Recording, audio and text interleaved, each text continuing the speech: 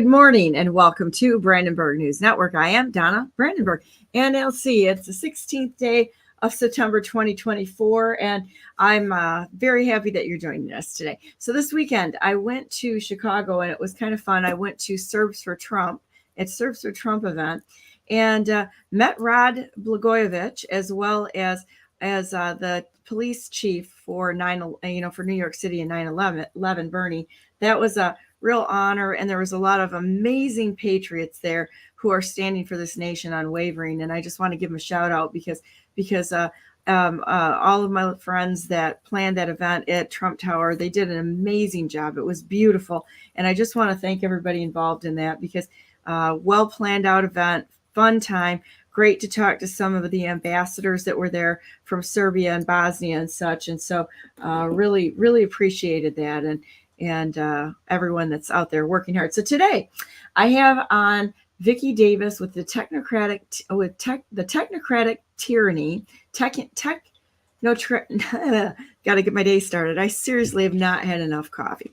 Technocratic Communism is what we're going to be talking about. Then at 10 o'clock, Chris Deal, the big deal, is going to be on, and we will be talking about the assassination attempts that have been going on. Because I don't know about you, but there's a few things that just aren't setting well with me in a couple of different ways. And so we're going to go over that at 10 o'clock. At 11 o'clock, it is Jalise Middleton with our J6ers series, Political Prisoners in America, and she's on with Troy Koen.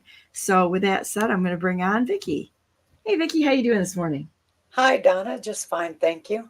Good. Getting the morning, queued up here without a glitch, hopefully. But actually, it's been a real interesting weekend. I don't know if you guys have noticed this, but because we do have a tech company, we're noticing a lot of things going on behind the scenes. And if you're seeing interruption in your internet, and some other communications, I would say kind of expect it because there's just some weird stuff going on. Ever since that Polygon event went on where they were playing war games, cyber war games, there's been definitely some interruptions, and we were noticing it on the down detectors and some of the charts. They're kind of matching. So there's a pattern going on there. We're going to keep our eyes open on that, and Brandenburg News Network will be the reliable source for keeping things up and running as much as we possibly can. If the grid goes down, I believe we're still going to be able to keep quite a bit of this up if you can attach. That's the key there. So anyhow, so what's happening in Vicky world this morning? Well, I've been working on putting together my older research on what is actually the North American Union. Now, the NAFTA agreement and the NAFTA treaty, the La Paz Treaty, all of these treaties and international agreements are all incorporated in successively into each agreement. And, I've known this for a long time, that what they were doing is building a North American Union, which is an international superstructure over the top of our country. But it's really, because it's such treason, in my opinion, it's really difficult to absorb it, that they would actually do that. Well, it's so widespread. And I think this is why people have such a hard time, quite honestly, getting, how do I say it, getting their arms around this, and exactly how calculated this whole plan actually was. It wasn't like this just popped up yesterday. They've been working on this for decades and decades and decades, and how they had strategic steps to lead us to where we are now and where we're supposed to go. I think there's some good people that interrupted their steps, but with that said, the steps are there and can be followed. Yeah, and basically they're disintegrating our nation state. What they did with these agreements was to separate our economy You're from coming in a little muffled right now. You got to talk right at the microphone. I'm sorry. oh, okay. What they did essentially was to separate our economy from our political system. That's why our uh, Congress seems so uh, neutered. It's because they have been neutered. And all of the power shifted to the presidency because of these international agreements.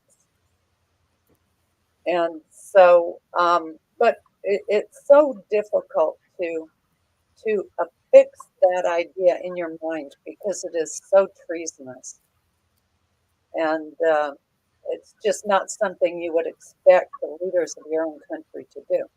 But essentially, they followed the model of the establishment of the European Union, and which, of course, was um, accomplished through the Marshall Plan after World War II.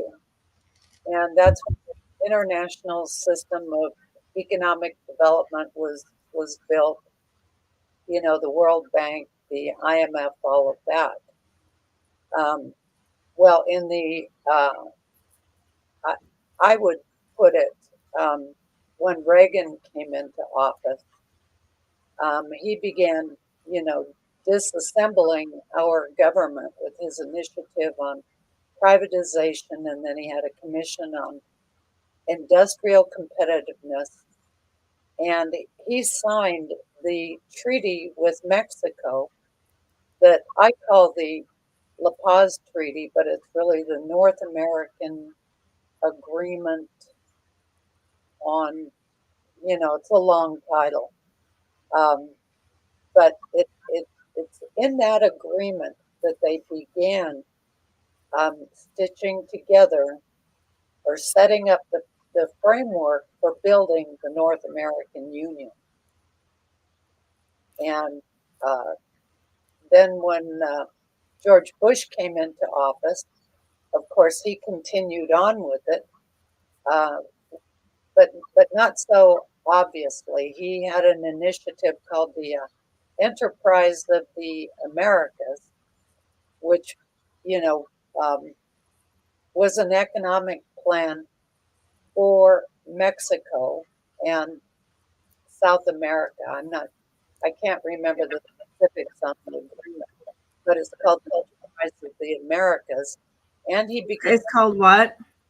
Enterprise of the Americas. Okay. And on C-SPAN, interestingly enough, uh, they called one of their programs the Latin American Initiative. But it's all the same thing. It's an economic plan for the countries of North America. And then, of course, when Clinton came into office, he signed the NAFTA agreement, which really was I would call it the death warrant for America. And then they began building North American international institutions, you know, to sit over the top of our government. And they bifurcated our agencies of government in such a way that there would be the international part and then the domestic part. They did all of this so that it was not really obvious to anybody unless you know the inside story of what they were trying to do. So what I'm hearing you say, and I have reason to believe that this is absolutely true because there's a pattern there, is that there wasn't one of them that wasn't in on this steal. And you can go all the way, you can go back for decades and decades. And the fact that even, do you believe Reagan was selected? Yes, yes, I I do. do. I do too. You know, and this is one of those things that, I mean, there's pictures out there of people that were hanging out together. It wasn't coincidental that people that were put up to look to be enemies, they were all friends. They were playing a part. And when I listen to speakers, because there's a lot of good speakers that speak on topics, and they know how to rah you into believing what they have to say. But if you listen to them for just a little bit longer, you realize, even when it comes to 9/11, they were in on the cover up. Yes, yeah. I kind of suspect that was a military operation, actually. That's my belief. My belief was that it was CIA, Mossad, and which you can't differentiate between the two of them anymore, nor Britain's intelligence agencies. They're all working together, and somewhere down the line they place their puppets in place, and it's all about stealing what the workers actually do, because these people are parasites. So by privatizing or doing these public-private partnerships, they have literally taken over what Americans have worked to build. They don't do anything. They're just paper pushers. Right. And these agreements, they constitute what I consider to be grand theft of our country.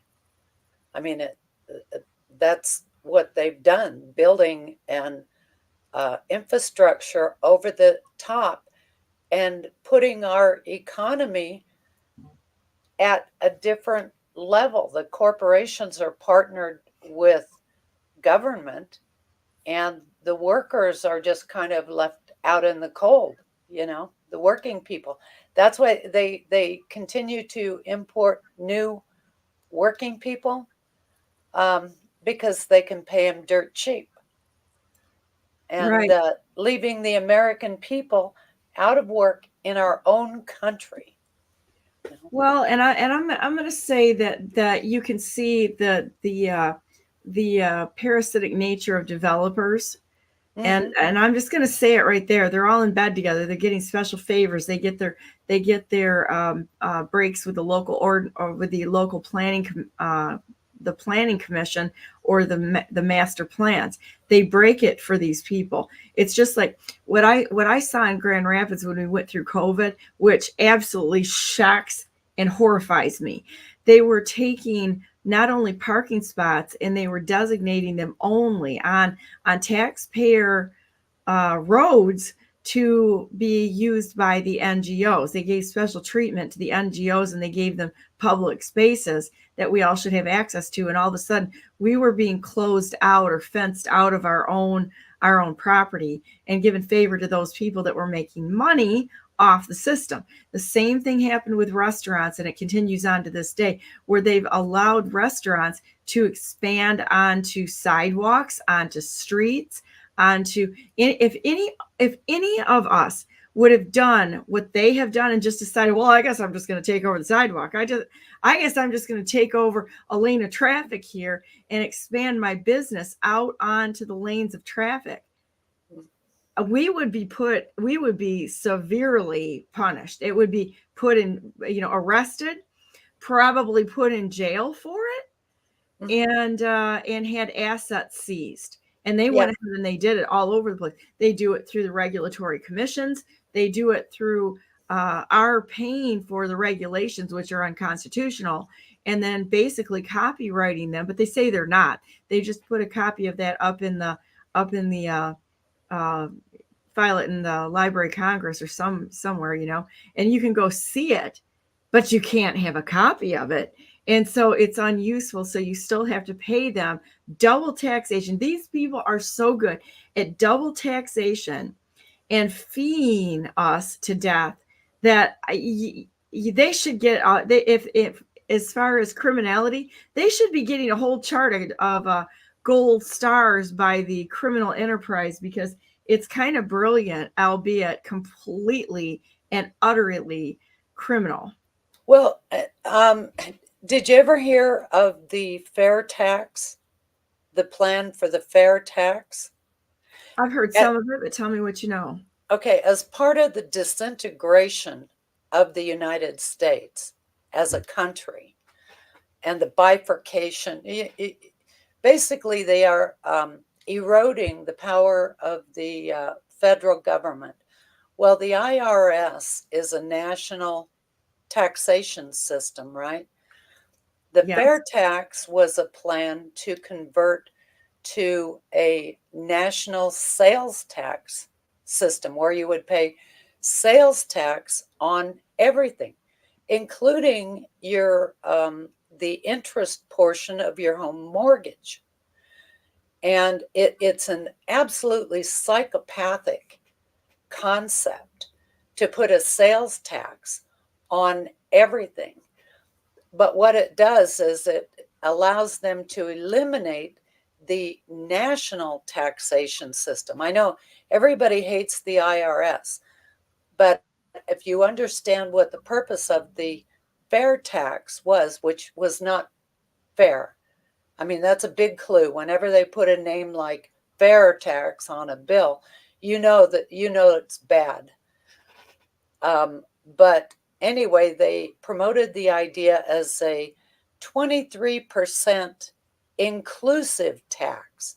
That word inclusive is really important because what it has to do with the calculation, and what it really amounts to is a 30% tax on everything, absolutely everything. Your utility bills, your grocery bills, your mortgage interest, you name it, 30% tax on everything. So that was the plan to get rid of the national taxation system, which was based on income. So, well, and the thing of it is that just this boggles the mind is they want to talk about tax, tax, tax, but I'm not hearing anybody that wants to do any cuts in spending, which really need to be addressed before any of this is cut the spending and pull it right back into what was allowable by the Constitution. And unfortunately, we've been in the system for so long that people are numb to it. They don't even realize that the whole thing really needs to be reworked. And I don't mean sort of, I'm talking like 90% nullification of departments, of what they have taken ownership over. It needs to just be nullified. And we can do that through Norton versus Shelby County, etc. There's many ways to do this, but it's really shocking. And go after like the laws and all of the nonsense on the books that they did. We could go after that with Marbury versus Madison and some other laws that are on the books. But it's mind-boggling how incredibly audacious, the audacity of these people to grab anything they see. It's like whatever we work for. Oh, that's mine, and that's mine, and that's mine, and that's mine, and that's mine, and that's mine, and it's double mine. That's their mentality. I heard a librarian one time years ago, and I was just disgusted with what she had to say. She was laughing, and she was kind of like, like, it's amazing what you can do with a bunch of taxpayers' money. Like, I'm like, you got to be kidding me. Mm-hmm. Yeah. And that's their mentality. And it's all, they use it in order to commandeer and steal. Yeah, that's because we're not living in the country that we thought we were. I mean, I'm a senior citizen. Well, let's just say that. And this is nowhere near the country that I grew up in. And so, but even though I've been immersed in trying to figure out, to define what they did to our country, it's still so difficult to absorb that. You fall back into thinking that you're living in America when you're not. What you're living in is in the North American Union. And once they set up all these treaties to establish the North American Union, that's when they really kind of released the states to set up their own economic development plans. And Idaho, for example, was one of the first states to participate in an economic union that includes British provinces. I'll get you it's called the Pacific Northwest Economic Region. And there are, 5 or 6 states I'm gonna post this in the chat room. I don't know if you can. Yeah, I can look at anything you post in the chat. I can put it up there. Okay. And I think this is so important for people to know because all of this has been so hidden from us. And they convince us that all this good stuff is for our own good. No, they're a bunch of thieves. Yeah. And you know that I mean that's what it is. They're a bunch of thieves. Yes, and they've stolen our country right out from under us. So do you think it's a fair thing to say that you know that America is has we've already lost it? I think so. I think so. But if people, we can get it back, but people have to understand what they did. They have Yes. to understand how the United States as a country was subverted, and they built this North American Union over the top of it. And there are North American institutions that that I don't know if they dictate policy or exactly how it works from a legal standpoint, from a regulatory standpoint, but I do know that if an outside corporation, like a corporation from China, for example, claims that the United States is prohibiting them from doing business in the United States, they can sue, and the agreement will be settled under the NAFTA Commission, the NAFTA Wow. Economic So Commission. they have already stolen it from the American people, but the law is on our side. So it's kind of like it's like an ongoing crime that's being committed. It wasn't a one-time, hey, we're going to come in and take your country over by economic means as well as you know regulatory means and writing illegal laws to do it on and on that conflict with the Constitution, etc. And we're just going to keep chomping away like a parasite does, or a cancer for that matter, with bite by bite by bite until you're dead. And that's the concern I have with, say, like the Convention of States or Constitutional Convention. That would be the stupidest thing we could do right now. They would Absolutely. they would take the one thing that's kind of standing in the way. Well, it's two things. God's the first thing that's standing in the way, but the Constitution is the other one, and we cannot touch it because we do not have the integrity, honesty of the people in the seats. And I'm telling you, every single one of those people need to be removed. I don't care who they are. And we need to start over with actual people in the positions who are just normal everyday Americans, because these people have blown every opportunity for us to trust them. And I don't think we should ever give it back again, because quite honestly, once somebody lies, they're always a liar. You're not going to stop it once they bite that apple of sin, you know, of sin and of doing things the wrong way, and they do one thing wrong. It's like, well, it's not that bad. I'm just going to do this, and nobody's going to know. Once they start down that path, it's all over. It is over. They basically will never come back to plumb again, where they can be trusted in the situation. Yeah. And there's like a conspiracy of silence. You know, when I first started researching it there was an article that was written by one of the writers of the John Birch Society, and it had to do something with Can you keep talking a minute? I have to take this call. I'll be right back. okay, it had to do with something going on in Nuevo Laredo, Mexico, and the what they were saying in that article was so foreign to me, a foreign concept to me, that I started researching it. You know, I said, "What the heck is this about?" And so it was from that point on that piece by piece I've been building the picture of what's going on. And what's going on is that while they were building this international governing system over the top of our country, they were eroding our national sovereignty. And they separated our economic system from our political system. So we still vote for people and we think that's going to help.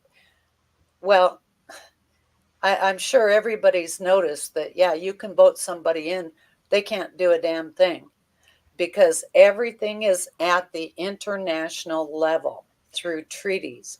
Well, and honestly, it's like we're gonna have to stand pretty tough and get somebody that's willing to make some really, and I mean really, unpopular decisions.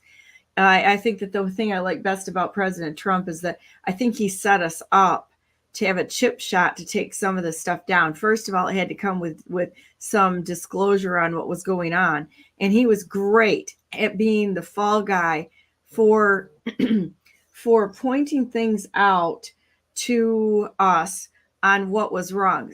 Take, for example, his endorsements. I'm just going to be the one to go on record to say this, but the endorsements by President Trump absolutely suck. Okay. If you look at the people he endorsed, it was like they were terrible.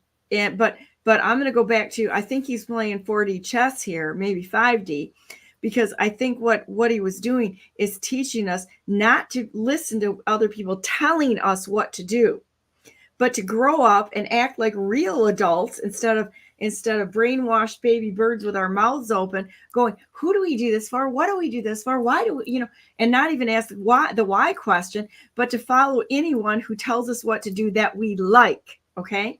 He was teaching us to, whether we like somebody or don't like them, to get in there and figure it out. Oh, my phone's just going crazy this morning. I've been in a firestorm of processes and things going on, and it's crazy. It's been crazy out there. He's teaching us to think for ourselves. And if you listen to President Trump, oh, for gosh sakes, if you listen to President Trump or anybody else out there telling you how to think, you got to stop and think, because I think he's trying to teach us to absolutely think for ourselves and dig into this and find out the information and stop being the village idiots out there to listen to whoever's telling us what to do, because all of it can be co-opted. Oh, and their messaging is absolutely crafted. If you look at the history, the timeline, we have to go back, even if you just go back to when the NAFTA agreement was signed. That was in 1993. So, for what is this, 20? So for 30 years, they have had this secret, this open secret out in the open, that they signed away the sovereignty of our country.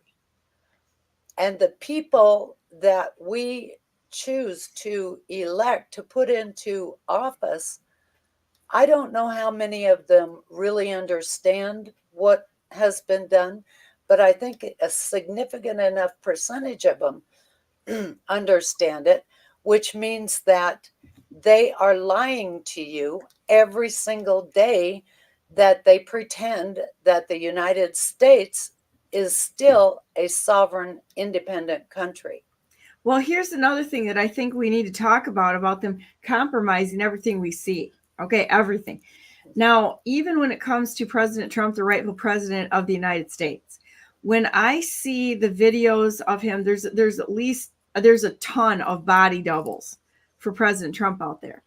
And quite honestly, I'm worried about his safety. It's not just in the assassination footage that's out there. And I've got a lot of questions about all of this, because there's too much of it that's been stacked up. When we rely on a person or a message coming through in any direction without questioning it, we're in trouble, and we're liable to be led away.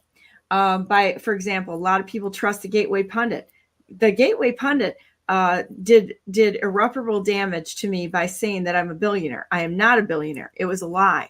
And they were in on manipulating the election or the information, just even at that level. But everybody perceives them as a trusted, right source, blah, blah, blah. Nope. All right, village idiots, it's time to wake up here. You've got to question everything.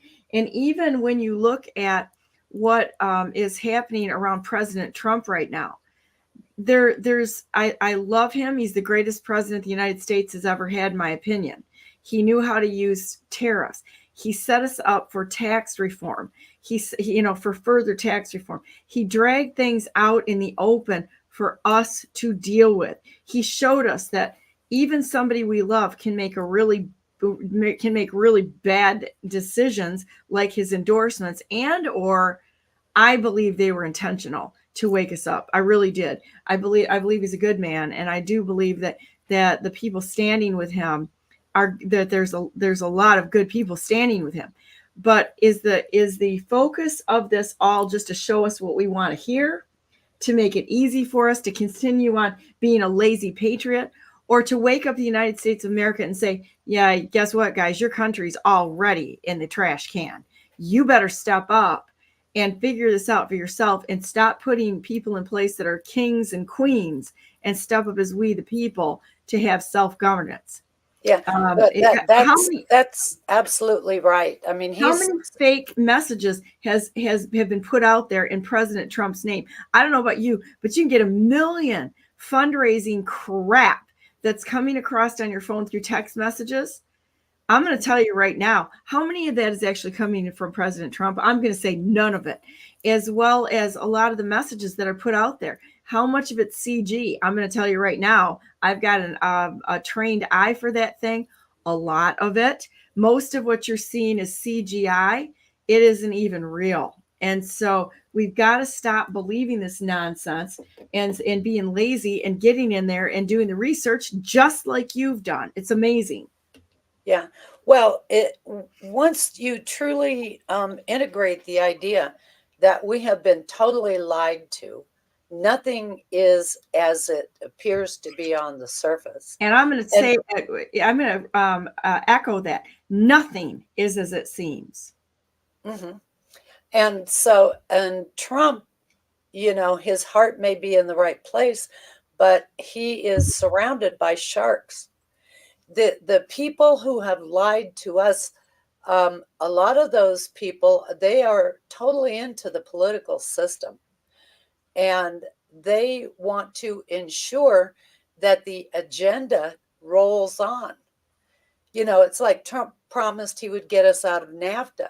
Well, he didn't do it. He signed the U.S. Mexico-Canada agreement, USMCA, which what that did really was to integrate the two side agreements there were, the agreement on the environment and the agreement on labor, into the main agreement.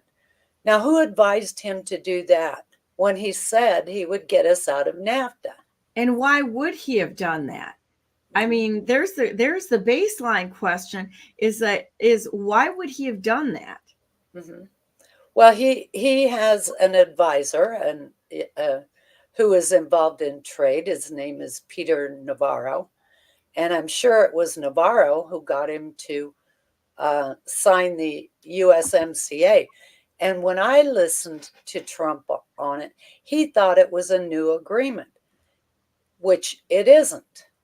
It's the NAFTA agreement, and they just incorporated those side agreements into the main agreement. So I'm sure that was bad advice to Trump, to sign that. And so, and it's difficult to blame him for it, because you really got to dig down into the details of when this started, with the signing of the NAFTA agreement. There's a program on C-SPAN that was the signing agreement for NAFTA, September 14th, 1990. Can you put a link in the chat? Yeah, I'll put that up there, because I think this is really important, guys, to understand these documents we're looking at, so that somebody can't lead us astray, because this is so pervasive. It's hard to actually get our arms around this. The only one I want to talk to right now that's in the position of power is the one that's willing, and I mean the one that's willing to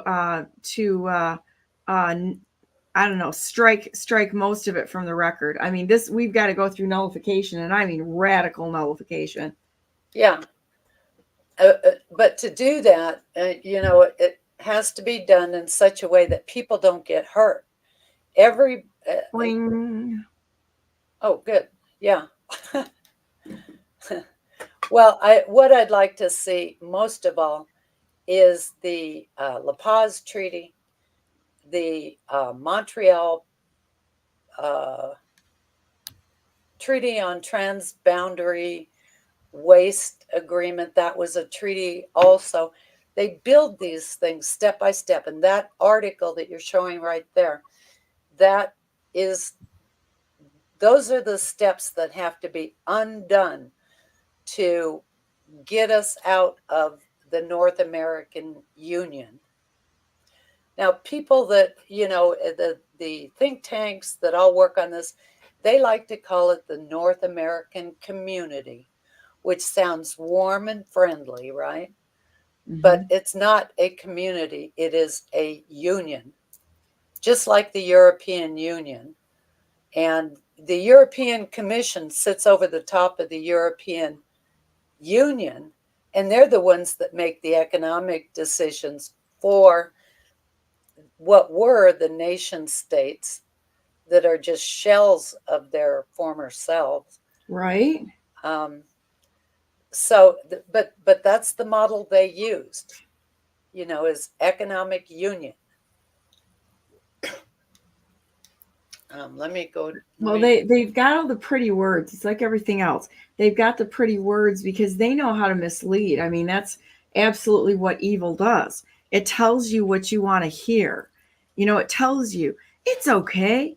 You can do this. It's not a problem. There's not going to be any problem, with this. Do what you will, and no, there's no repercussions for it, and there's no problem. Yeah, well, they specifically and intentionally mislead you. Yeah. As to, what they're doing and why they're doing it. They tell you what you want to hear, and then they do the exact opposite. Mm-hmm. And then you sit there going, "Why? I don't understand why they didn't do what they said they were going to do." Well, you know what? A snake that bites is probably going to bite again. You can't expect them to do something different than what's already there and you've seen. If there's a pattern there, pretty extra sure they're going to do it again. This is amazing. Yeah, it is. And it is so hard, though, to wrap your mind around it. It's so difficult to think that they would betray us in such a huge and monumental way. I don't know. Maybe that's just my problem, but God told us that human beings are just desperately evil, and I mean that's the fact, and that's why we have to have laws, because there's very few people that will do the right thing without the threat of law over the top of them, or threat of prosecution. And I'm going to go back to that. The true test of character is that you'll do the right thing in the dark, in the light. No matter what you do, you're consistent. Yes. Without excuses, without trying to make excuses for doing the wrong thing or justifying it. I mean, people are great at justifying stuff, and it's really unfortunate, but it's the way it is. Yeah, and most of them really work hard at justifying it when it affects their own pocketbook. Yeah, and I've told people that work for me, one of the things I do when I train them is I'm like, almost everybody is willing to lie. I'm going to say almost everyone. Okay. Some people will lie for $5. Some people will lie for $100. Some people will lie for $1,000, but underneath that, they won't lie. When you get up in the hundreds of thousands of dollars, almost everyone will lie. You get in the millions of dollars, you're going to be hard pressed to find somebody that will stand on it regardless of the consequences. Now they're out there, but there's not many of it. But the question is what are you actually willing to lie for? And that determines your character right there. And unfortunately, we got a nation of liars, and that's why we got liars sitting in the seats. It's representative of our country. And I'm sorry, but But if we don't change our hearts, we're never going to be able to do the right thing, because it starts with us. Yeah. Well, you know, with me, there are some things that are more important than money. Our country is more important than money. The future of our children is more important than money. And I guess a lot of people don't feel that way. They don't even think of the children. They, segregate their minds, and they just do what's good for today and let tomorrow take care of itself. There's actually an IQ test for that they give children, where they'll put them in a room and they'll say, okay, and they'll have like 10 candies out on the table or so. And then they'll let the kids go into the room to play, but they don't say much other than, if you don't touch those candies and you wait, we'll come back in and say 20 minutes. Depends on how old the kids are. The younger the child, the short of attention span they have. But they'll say, it will be back in 20 minutes. And if you don't touch those candies, you leave them alone, we'll give you a pound of candy. Mm-hmm. And then wait and see what the kids do, whether they grab for the thing that is instant gratification, or if they're willing to wait for something of real value. Uh-huh. And it's an IQ test. I'm going to tell you right now, there's not many people I know that would pass that one. Uh-huh. Yeah, that doesn't surprise me, because that pattern goes on into adulthood. Right. Well, think about it this way. If God promises you that you will have something better than doing what's immediately in front of you, that's instant gratification, if you just don't partake in it, any of those things that lead to our destruction, if you just wait. And how many people have we listened to that have gone in for gender mutilation surgeries, that it destroyed them? And what they've said is, if I would have just waited, or had help in this. It's heartbreaking. But the liars that are sitting in the seats, who have no interest in human beings whatsoever, they're only there to profit off of our pain and misery. And Pritzker is a poster child for that, with the gender mutilation surgeries. I mean, you can even look at how many clinics have come forward, or these trade associations. How many people in business have gone and jumped into wanting to do all these trades across the border? How many people have sold their land to developers instead of saying, wait a minute, I'm going to hold the line here on what I know to be right in my own personal space? Not many. Most people, if somebody comes and slaps $1 million on the table, they're going to go ahead and sell that to China in a New York minute. I'm going to tell you what, they won't even think about it. Yeah, China owns, last I heard, about 300,000 acres of farmland in the United States. What the heck were they thinking when they allowed a country to invest in our country? That tells you right there that we don't have a country. We have an economic territory, and it's wide open.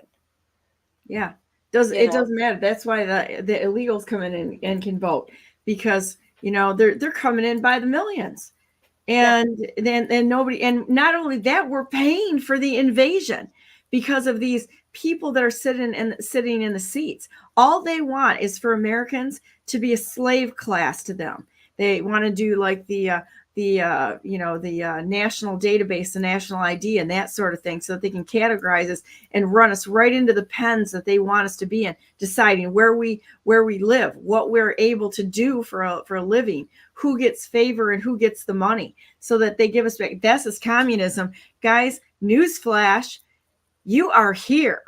We are already there. We live in a communist country, and it's our country that has caused most of the problems across the globe with the wars and with all this sort of thing. Why? Because we've got criminals sitting in the seats. Now, is it all of our faults? Well, we've had a part in it, but these are really, really evil people, and they've worked together. And we believe, because we don't think like them, we believe that they would do the right thing. and Yes. and none of them have. None of them have. They may even give an illusion of doing a momentary right thing, but until they're willing to say it's time to flip that switch and shut this machine down, this beast system, we're going to have a problem. And in the Bible, it talks about the beast. You're in it. Mm-hmm. Well, the world has a problem because, like you said, the people that are running this country, they are absolutely evil. They are They are. beyond evil. I mean, how do you steal a country, lie to the people, and then try to turn the people into just merely working commodities, except that they are not the preferred commodities. The imports, the illegals, the ones that come here illegally, those are the preferred working commodities. They're easier to control. Yeah. And And so, so, yeah, and then you throw the drug gangs and the drug cartels in it, and they've got a terrorist army that can wage war upon the American citizenry mm-hmm. and And shut that's, us down and threaten and coerce us and try to put us into court. I met Rod Blagojevich this weekend, and he was set up by Obama. That's why President Trump pardoned him.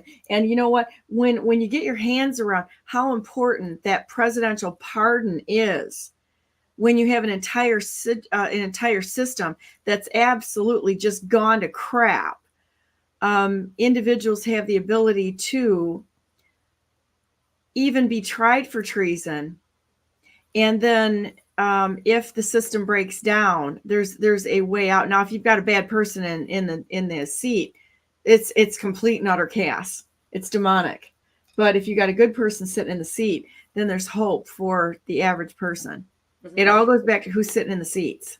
Right. The thing is, though, they don't move fast enough. Right? The biggest thing would be for a president to appoint a few people to start explaining what happened to our country, and so that people can really understand how we lost our country. We lost our country with these international agreements that created the North American Union.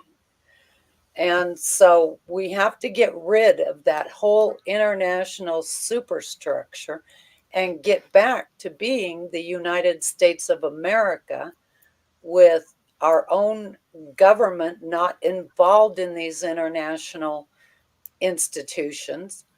I think the State Department should be completely torn down. I agree with you. And you know what? This is something that I think is going to be shocking to people too, because they don't realize there's a candidate here in Michigan who one of his campaign managers was absolutely working for the State Department.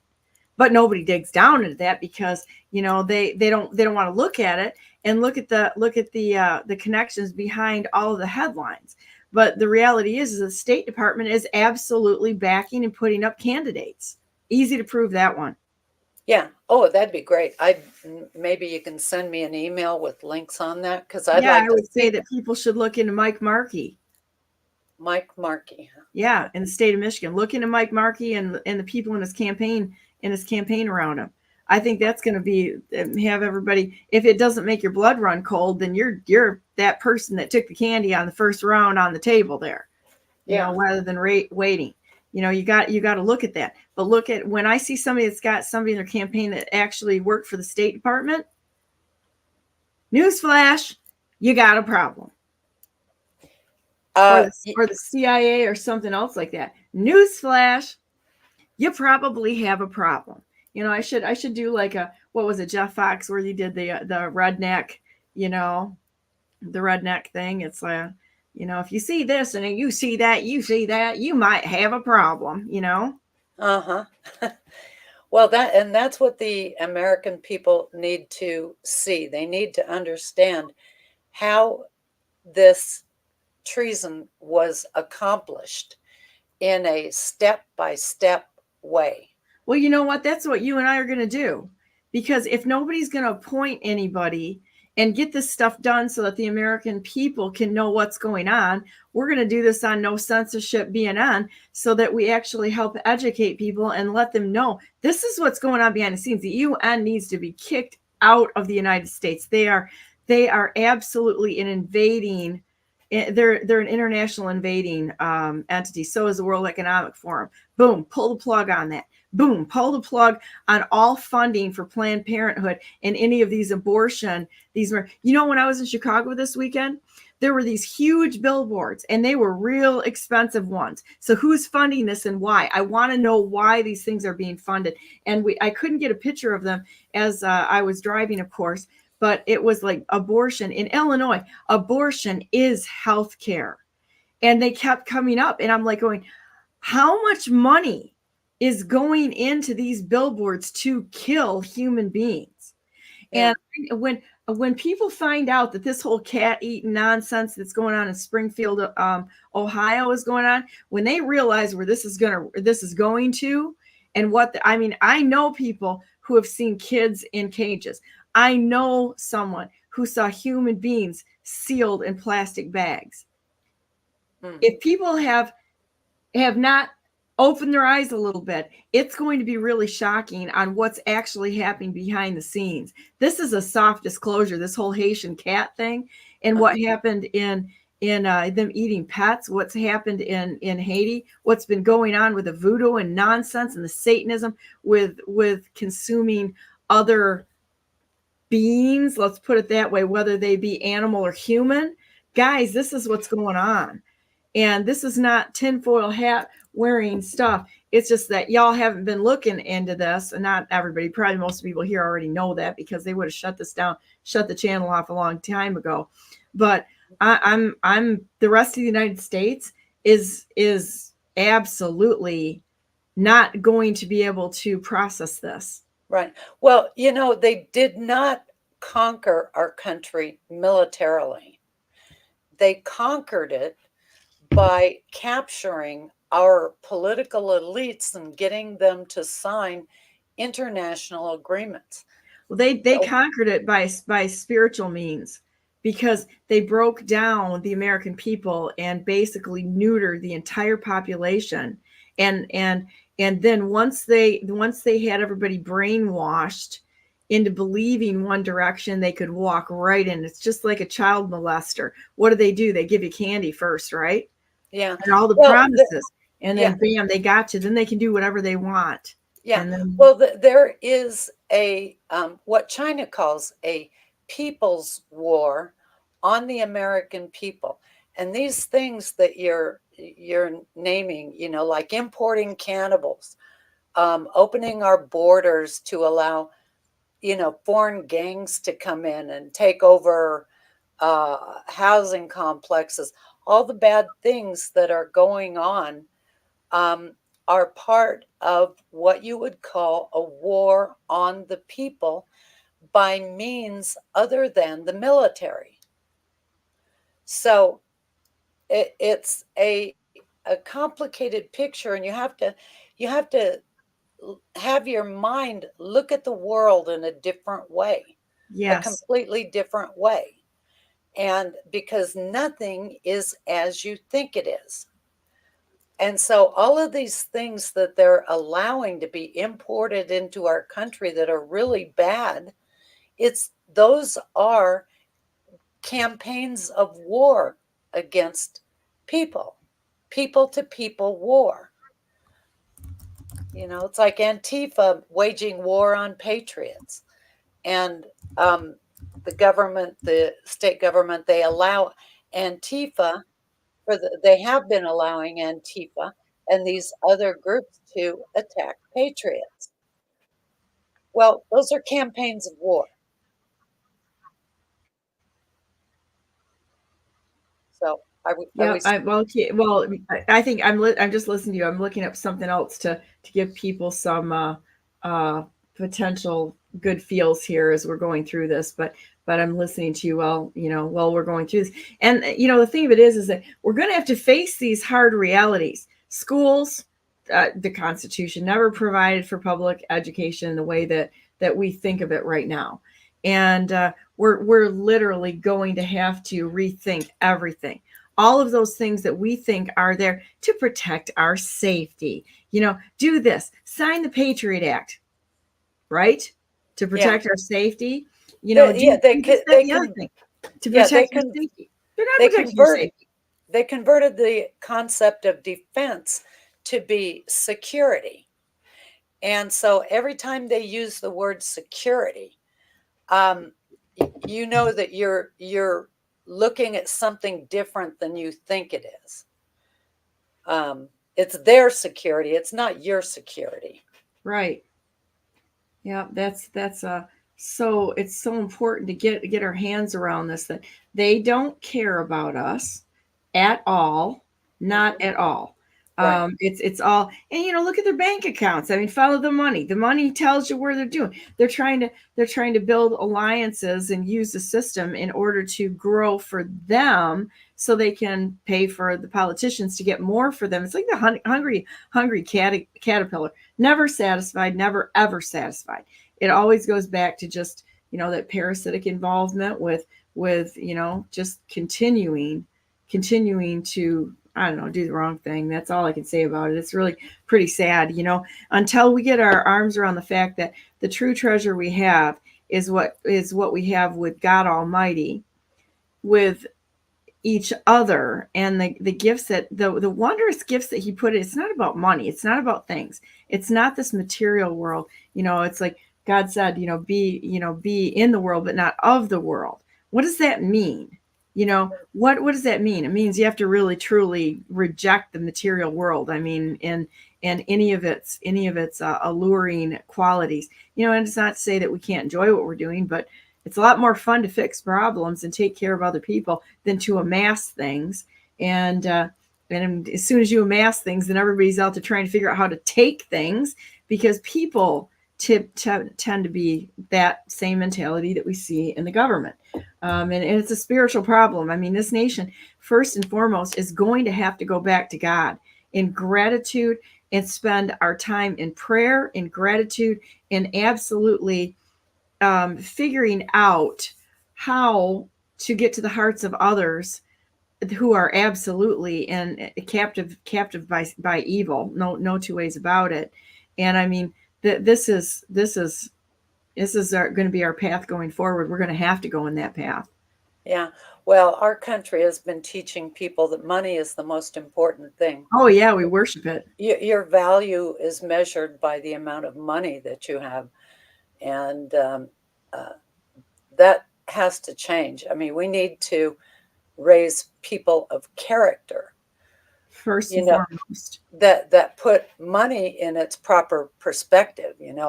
I love money as much as anybody else, but I hate it. People get so stupid around it. It's amazing. Yeah. Well, that's because in the world we're living, money has been defined as the highest and best goal. And so it turns my stomach, actually. Mm-hmm. But I don't know. It maybe if they understand what the stakes are, your money or your country, what's more important to you, your money today or your children's future, and what country they're living in. Yeah. So, and make your choice, I'm going to play a video here just real quick, just to have some good feels here, and then we can go on with this, because I think that this is such an important subject, and I really want to continue on with this a little bit. And I'll see if I started at the right moment. This is really a great video, and I love the monk that is behind this. Hang on a minute. Let me see if I can get the sound up. I'm going to have to break in because this is YouTube, so I'll have to break in so I don't get a community strike against our stuff. But we need to really think about the gratitude and love around us, even in the midst of the war that we're in right now. Don't let it get you down. You were chosen to be here at this time. Just be tough and walk with God and trust that He has this. It's His war.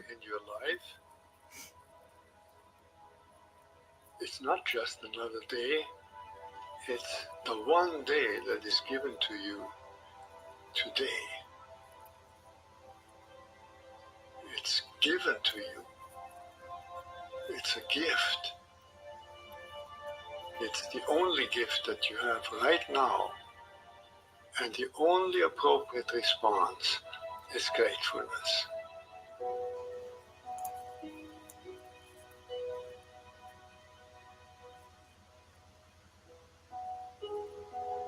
If you do nothing else but to cultivate that response to the great gift that this unique day is, if you learn to respond as if it were the first day in your life and the very last day, then you will have spent this day very well. Okay, I'm going to pause that a minute so we don't get a strike, and then we'll come back to that. And honestly, being able to hold your brains together when everybody else around you is failing because there's no grasp on or really trust in God that God's got this. God's got this. We are, I think, being charged right now into not only waking up, but learning why the process is so bad and those processes that got us here, that it never happens again. And I think that this analysis is just critical to us as a country to realize that, yep, we ushered Satan right into this nation. We have agreed to the terms and conditions of evil, and we want to know why it's gone to hell. Well, it starts with staying faithful to God Almighty and walking away from the things of this world. It's his world, it's not ours. And it's his battle, it's his plan, and he allows us to participate in his good works, and that is the reward. It's not the shiny streets of gold that everybody wants to talk about or anything else like that. It's those intangible characteristics and qualities that you can't put a price on. And not how many boats do you have, how much property you have. You turn into a greedy little dragon when you get into those areas. And it's really unfortunate. And that's where we lose our heart and our soul for each other and for what's really important. Mm-hmm. Yeah, I agree. So I'm going to play just a little more because I think this is wonderful. Begin by opening your eyes and be surprised that you have eyes you can open. That incredible array of colors that is constantly offered to us for pure enjoyment. Look at the sky. We so rarely look at the sky. We so rarely note how different it is from moment to moment with clouds coming and going. We just think of the weather. And even of the weather, we don't think of all the many nuances of weather. We just think of good weather and bad weather. This day, right now, is unique weather. Maybe a kind that will never exactly in that form come again. The formation of clouds in the sky will never be the same that is right now. Open your eyes, look at that. Look at the faces of people whom you meet. There you go. I'm going to put that in the chat. I'll put that in the chat, and we'll come back to that because I love that video. For a while there, I listened to that video every single morning to start my day out when I was in my time for prayer, and I would listen to that. And I would get my mind going in the right direction, and I think that's important. I did that for a few months at one point in time, just because, it was like, I really need to focus on gratitude. It's like, you get so focused on things that are wrong, but realize that no matter what, God's walking with us through this. No matter what we walk through, we can put our trust in him. So anyhow, my next guest is not here yet. I know that Chris said that he might be a little bit late. So can we stay on and continue on? Sure. Okay, where do you want to go next? Well, I would just like to tell people that I'm trying to bring forward all of my early research with my current research so that they can get a picture of what's happened to our country. Because if you have to go do it piece by piece like I did, it's difficult to do because the concepts are so big and so you get kind of a mind block because it's so unbelievable what they did to us.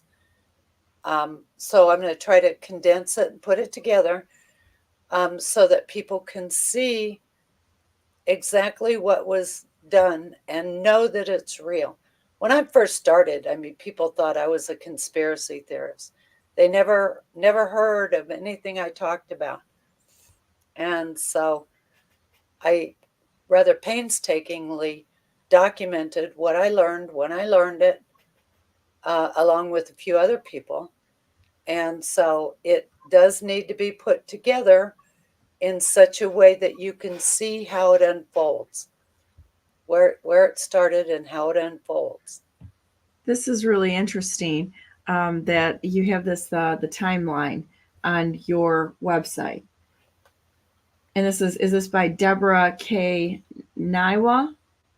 Niwa, Debbie Niwa. Debbie Niwa. And who is she?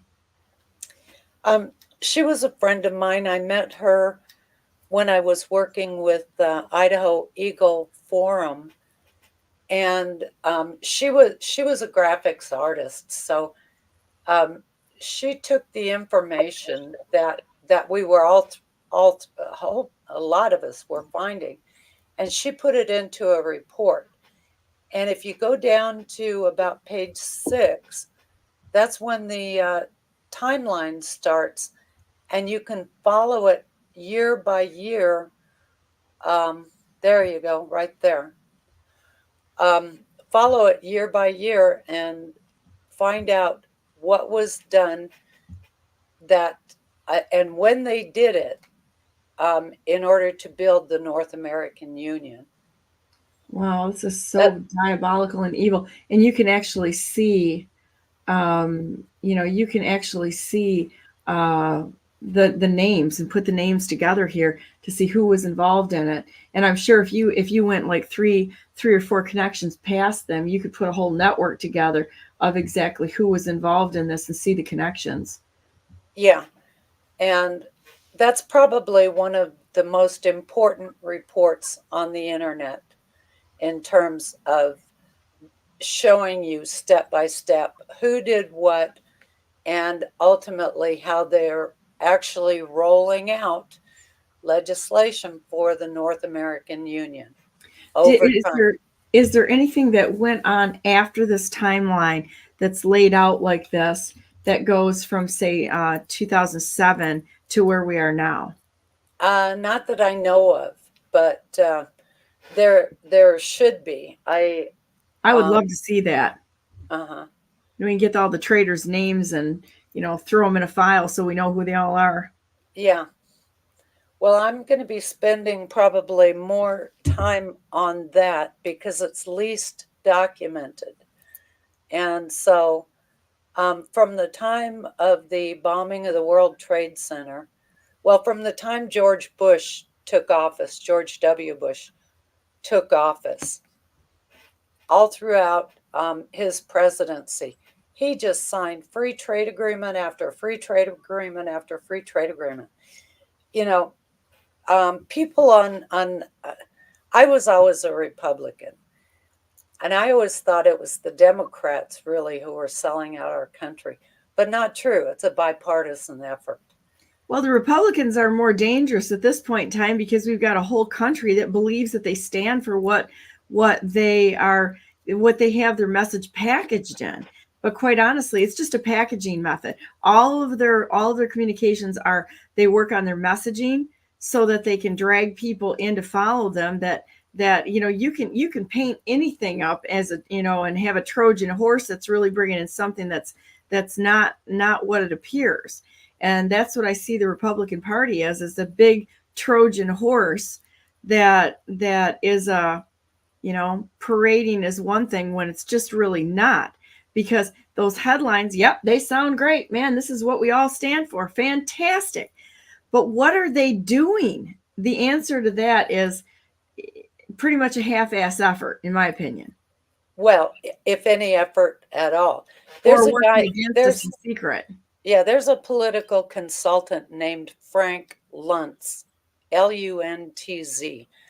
And for years and years, he coached politicians on the language to use, on, painting word pictures for people, basically how to lie to your constituents is what his job was. And he's really very good at it, but he was kind of exposed during the George W. Bush administration. People finally figured out what he was doing.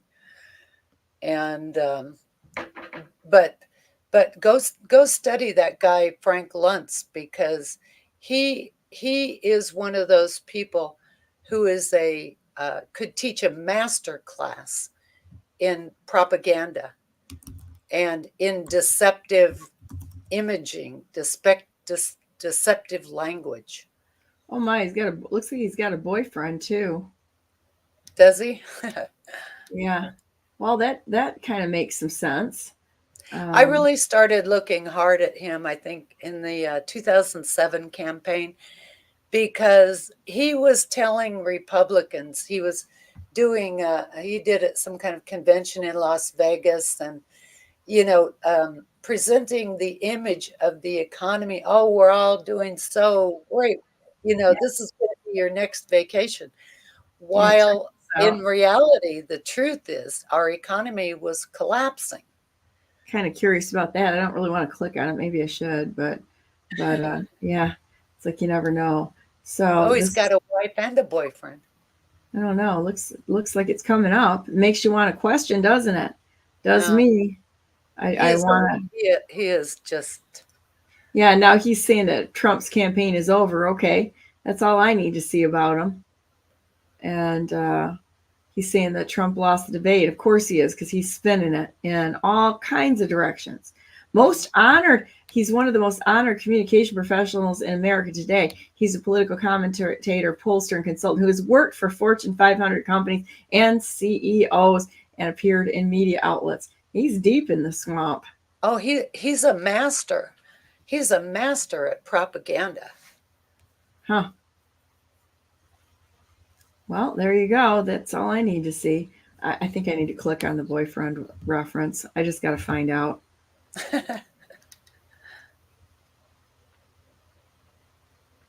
McCarthy confirms living arrangements with Luntz. Oh, no. Well, that's very disappointing. Okay, here we go. Married, wife, gay, house network, Trump, Fox News. Huh? I don't know. We have to click on this. Who knows? That too could be like a hit job on us, just to be a distraction. We don't know. Yeah, that's true. That's one of those things, you got to look into for a little bit, because somebody may be trying to there's so much lying going on out there. It's incredible. Everybody's lying. I'm not going to say that there's any validity to this whatsoever, but it was kind of interesting that it came up on DuckDuckGo as one of the topics that people actually looked up on him. Isn't that wild? Yeah. He's from Hartford, Connecticut too. Yeah. Okay, that's interesting. Let's see. Let's just see what it says. Okay, so should we go to Wiki, which is not reliable? Yeah. Well, what I use Wiki all the time, but what I do, I read the article, but I look at the footnotes. Yeah. I get the references. That's where the real value in Wiki is. Yeah, we'll see. Early life, West Hartford, Connecticut. That's insurance country. Yeah. His family is Jewish. He graduated from Hall High School.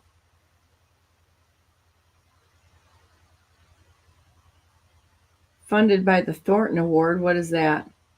Esther DuPont Thornton, not Thornton, but Thornton. I don't know, but him being an exchange student with the UK says kind of how important he is. Yeah. There's your television stations. That should make all of us raise an eyebrow right there. George Washington University, as well as New York University, Abu Dhabi campus. All right, interesting. So there you go, guys. I think that, this guy looks like he's really into it here. Yeah, he was really an important character for a long time, very high profile, if you watched political campaigns. Oh, and he did these focus groups, with the voters, Okay. To see what was important to them. And then he would frame or fabricate campaign positions based on what he learned. And he just is an absolute master at it. Huh. Well, there you go. I'm not going to get in his personal life. I think that, that's where UK or the DuckDuckGo wants us to go, but we're not going to bite on that. No, that's irrelevant. That's irrelevant. It's just a distraction. So, I mean, there's a lot of distraction out there, and just because you read something doesn't mean it's true. And so I would never say that he's one way or the other, because I don't know the man. And, but we can look at some clues here, and I think that's an important part of the process.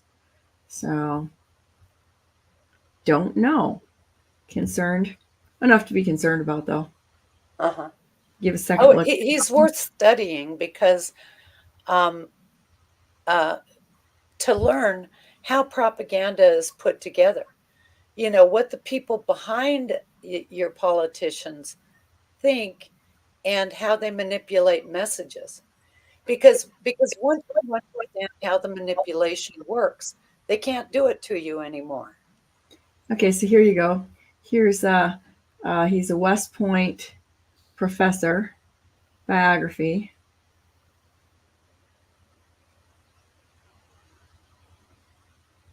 Interesting. Well, I've been studying aircraft in the military, and I've got some real questions on what's going on there. If you start studying, like the Raptor, the F-22, and as opposed to the F-35 and such, and the spy planes and such going on, there's a lot we don't know. You can make some, assumptions about what we're seeing, but it takes a little while to dig down into these things to see exactly, follow the money on why they did this, who did it, who did cost-cutting measures that were stupid, and why. Disarmament of the nation. In 1961, I think it was, our Congress voted for general and complete disarmament of our country. And that apparently was a UN initiative. But they have been steadily disarming us over the years. Let me find a page for you. Selling all of our stuff overseas to say, I don't know, like Ukraine, who is talking about missiles to Russia. I got some questions about all of this, though. I don't buy anything hook, line, and sinker, even the narrative of shooting missiles into Russia. I really am not buying most of what I hear. I'm buying the money laundering, that's for sure, but they've got to have something for people to bite on, or else we drag them all out into the street. Okay, put disarmament of the United States together with the Nunn-Lugar cooperative. Can you put that in the private chat? I'll just pick up what you're looking at, so I know I'm looking at the same thing. Yeah, that's really helpful. Yeah, I'm really not buying most of what I'm seeing out there. Even I've got some questions about this whole Russia thing. Of course we're going over to the, to the boogeyman to say that there's a crisis being created there, but we don't have any information on it. All we're getting is what they want us to know. That's it. Yeah. So I'm not putting any tent stakes down anywhere, Probably there's only a couple places and a couple of directions that I'm actually, saying, well, this is true without question. Well, I have a number of articles on the disarmament of the United States. It started basically after the Soviet Union allegedly collapsed. and they thought they were going to like get, they thought they were going to get a peace dividend, and they that's when they started building the technocratic systems of and defining the concept of redefining defense as security. And the security is provided by these IT systems. And so I don't know. Our country does some unbelievably stupid things. Absolutely. Evil things. Evil. Let's call it out for what it is. It's not just stupid. They know what they're doing. Yeah, they do. And so they cannibalized the Defense Department in terms of building what you would call military technology, which would be ships and airplanes and things like that. And I don't know if you followed Boeing, but what Boeing did is they distributed their production over North America. You know, this component produced here, that component produced there. Basically breaking up their production into supply chains across North America, which just has destroyed Boeing. You know, they can't keep quality control anymore. It used to be that, you know, planes were designed and built in Seattle, Washington. But they changed that, I guess, when I don't know if it was when they moved to Chicago or when the administrative offices moved to Chicago, but they've just destroyed Boeing. Well, I'm going to put something else out there on how they've really screwed the United States through the military industrial complex. And that's, we pay for the designs. We pay for them to do designs for us. And it used to be, and I think it was Jeep. It was when the Jeeps came out. There's another name for it. I'm not thinking of it right now. But what they would do is they would put it out there for designs to come in. The designs would come in, and the one that we accepted and paid for was accepted by the military, and they put those plans out there for multiple companies to build. They didn't just pay for the design and then give them a no bid contract to the contractor to protect their interest in the designs.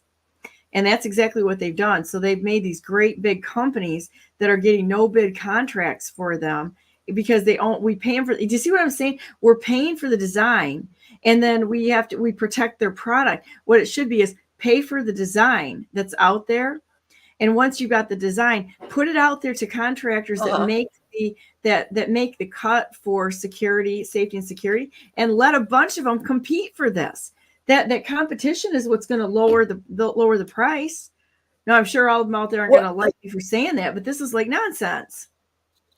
I watched a very interesting event this morning from 1991, and it was a Democratic Leadership Conference event on the new economy and the Democratic Leadership Council. I don't know how much you know about the DLC, but that was the technocratic core of the Democratic Party. And DLC? Yeah, Democratic Leadership Council. But in this program, what the first speaker talks about is building an economy for the exceptional. They had an idea that the United States would build the unique components of things, the unique things, and then just export the mass production to somewhere like communist China. And in this video, he actually says that they're going to build our economy around the exception. I can tell you, as a former IT people, that there was an 80-20 rule. We would always work on what would solve 80% of the problem, but the exceptions we left, for another time, because there is no return on investment for the exceptions. So I was shocked to hear this guy talk about designing the American economy around the idea of building the exceptional items, the exceptions. Do you have a video for that, or do you have a link? Yeah, I do. I have Put that in the chat a minute, and I'll throw that out there so people. What I'll do is I'm going to take these links and I'll put it on my Telegram channel for everybody to see, and then let me grab. Man, it's like every time you come on here, I'm like link rich here. So okay, there it is. Okay. Oh no, shh. Ignore that or Okay. delete it. Can't do that, but I'll just ignore it. How's that? Okay. I thought I copied it, but it apparently didn't copy. No worries. We'll just kind of throw this in here a minute. Okay, there it is. The C-SPAN video of the on the economy. So that I'm looking at the links between the technocratic tyranny and channeling reality, which is another site of yours. Yeah, it's an older one. The site has some problems, but there's a lot of really important information there. And so I'm trying to bring the important ones forward to the new website. Okay, I'm trying to get all these links so that I'm just going to drop it into one. I'm going to drop it into one Telegram post. I'll have to smooth this out later, so be a little bit patient with me so that I can. This is, if I do it when I'm online like this, it just works out a little better. And otherwise, I get busy. Usually, my phone's already going off this morning. I hate to tell everybody that, but it is what it is. And well, this particular C-SPAN program is important because it seems to me that that's where the idea of American exceptionalism came from. Explain that to me. Well, have you ever heard Madeleine Albright or any of those people talk about American exceptionalism? Yes. Yeah. The only thing we're exceptional at is having particularly stupid and evil leadership. Okay, hang on. Okay, I just sent a whole mess of links to my Telegram channel. I'll smooth them out later. Forgive me for being a little chaotic here, but we're just gonna roll with it a minute, okay? Yeah. And let's see. Yeah. Where Chris is today. Chris is late. I'm gonna have to harass him. All right, so we've got C-SPAN. And is it in this video here? Yeah, yes, that is an especially important video. Let's see if we can get this thing. Okay, we'll because see if we can get this puppy what he's to play. talking about is the future of the economy. Okay, there we go. And Donna, get the sound on. 20s, going back to try to deal with economic policy at the State House, which would be. Thank you very much, Senator. I want to thank Speaker Flaherty for joining us this morning. He's going back to try to deal with economic policy at the State House, which would be dramatically enhanced if the economy of the state were also doing well.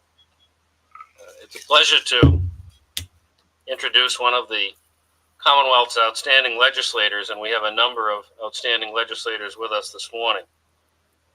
This one will be moderating today's panel entitled The New Economy. Representative Susan Rourke from the city of Lowell has compiled an outstanding record in the past 8 years. Now a member of the influential House Committee on Ways and Means, she was a driving force behind the 1985 Education Reform Act and has pushed to improve our drunk driving and auto insurance laws.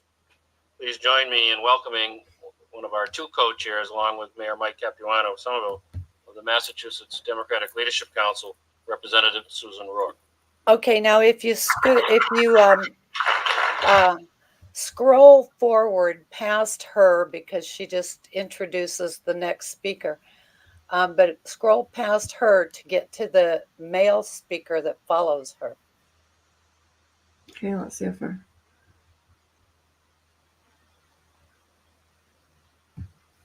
let's see. If I can see his picture. Is that guy? Yeah, that guy, I think. Okay, let me see if I can come back to where she steps away. See, this is how it works, guys. Real news for real people by real people at the kitchen table. There, that guy. Okay.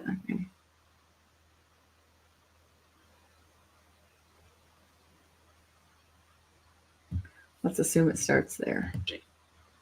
For producing a higher standard of living and increased economic security. In other words, better 1970 for the last. Is that the national off? Governors Association awarded Mr. Ross its annual prize for distinguished state service to government. He's also served as president of a food brokerage firm and as a Michigan state senator, so he's no stranger to politics. Please welcome Doug Ross.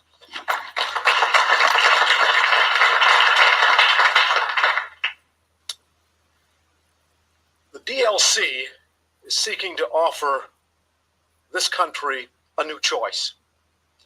They're offering a new choice because they don't believe that the old choices are working. That those industrial age organizations we call the National Democrats, the Bush administration, are increasingly becoming obsolete. And in no area is that more evident than in dealing with the new realities of the American economy. Despite the fact that 70% of all Americans have seen their real wages actually decline over the last 15 years. And despite the fact median family income in this country is, in real terms again, Warning, headlines. Since 1973. Still, neither party offers any coherent, believable, common sense program or strategy for producing a higher standard of living and increased economic security. In other words, better jobs for people in this country and more security. Now, in thinking about the best way to explain the DLC strategy, it's called democratic capitalism. It occurred to me that rather than talk in abstractions, we could look at the experience we've just gone through in the Persian Gulf and see, in ways we've all watched on CNN, what the strategy is for building effective American information age organizations. Because the vision and values and strategies used to build that force that we saw in the Gulf mirror exactly the strategy that is contained in the DLC's democratic capitalism plan. So let's take a look briefly at what happened there. You had a group of officers coming out of Vietnam reaching two conclusions. One, that warfare was undergoing substantial and significant change, new realities that had to be confronted. And secondly, decision, commitment, next time they were going to win. Acceptance that realities had changed in basic ways, and a commitment to succeeding, to winning. And then this group of officers, including people like the Powells and the Schwarzkopfs and all kinds of people, at least you and I never really had a chance to see or meet, decided that if they were going to build the first information age military force that the world had ever seen, that if they were going to be able to bring to bear skilled people using advanced technologies in highly flexible and mobile ways to defeat armies that still relied on industrial age hierarchy, top-down command systems, relatively unskilled soldiers disciplined to do fairly routine fighting tasks, they were going to have to do something that didn't look anything like what either Republicans or, for that matter, Democrats in Washington tended to do when they thought about the economy. Do you want to put a comment in They here? moved beyond Yeah, left the and right. important thing there is that They needed a bigger bureaucracy in Washington. what he revealed is that it was the military that was behind the driving force for what became the technocratic tyranny. And I have an article on Colin Powell, a speech that he gave at Harvard in 1993. And what was he doing there? He was doing the same thing that General George C. Marshall did when he introduced the Marshall Plan. So you have two generals laying out the plan. The Marshall Plan ultimately led to the establishment of the European Commission over time, the European Union. And then you have Colin Powell, 1993. And his plan, basically the same thing for the same purpose, except that it had to do with environmental technology, as if the United States was going to build an economy around the idea of technology to protect the environment. Well, the lesson learned there is don't let a general design your economy.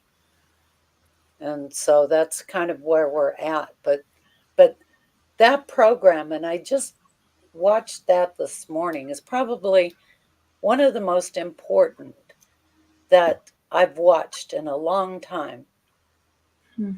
Because I don't know if you know, the Democrat Leadership Council basically ran our economic policy all during the Clinton administration. Mm-mm. Oh, yeah, they are so important. You must know, you must find out who the Democratic Leadership Council was. And they were, of course, connected to the Progressive Policy Institute. And that's where all of the policy came out of. I mean, that is a big key piece of information that everybody needs to know about, is the Democratic Leadership Council. What's really crazy is to see how many people are involved in this. Mm-hmm. It's mind-boggling. Yeah. Well, these kind of people, they were I have the way I've done my research, because I was a computer systems analyst programmer, all of the threads that I followed had to do with IT systems and government policy for the IT systems and who was involved. Well, it happens to be that the DLC got started. Initially, they were called the Atari Democrats, and they partnered with the tech companies in Silicon Valley. And the idea was to protect the tech companies from Asia, from Asian corporations.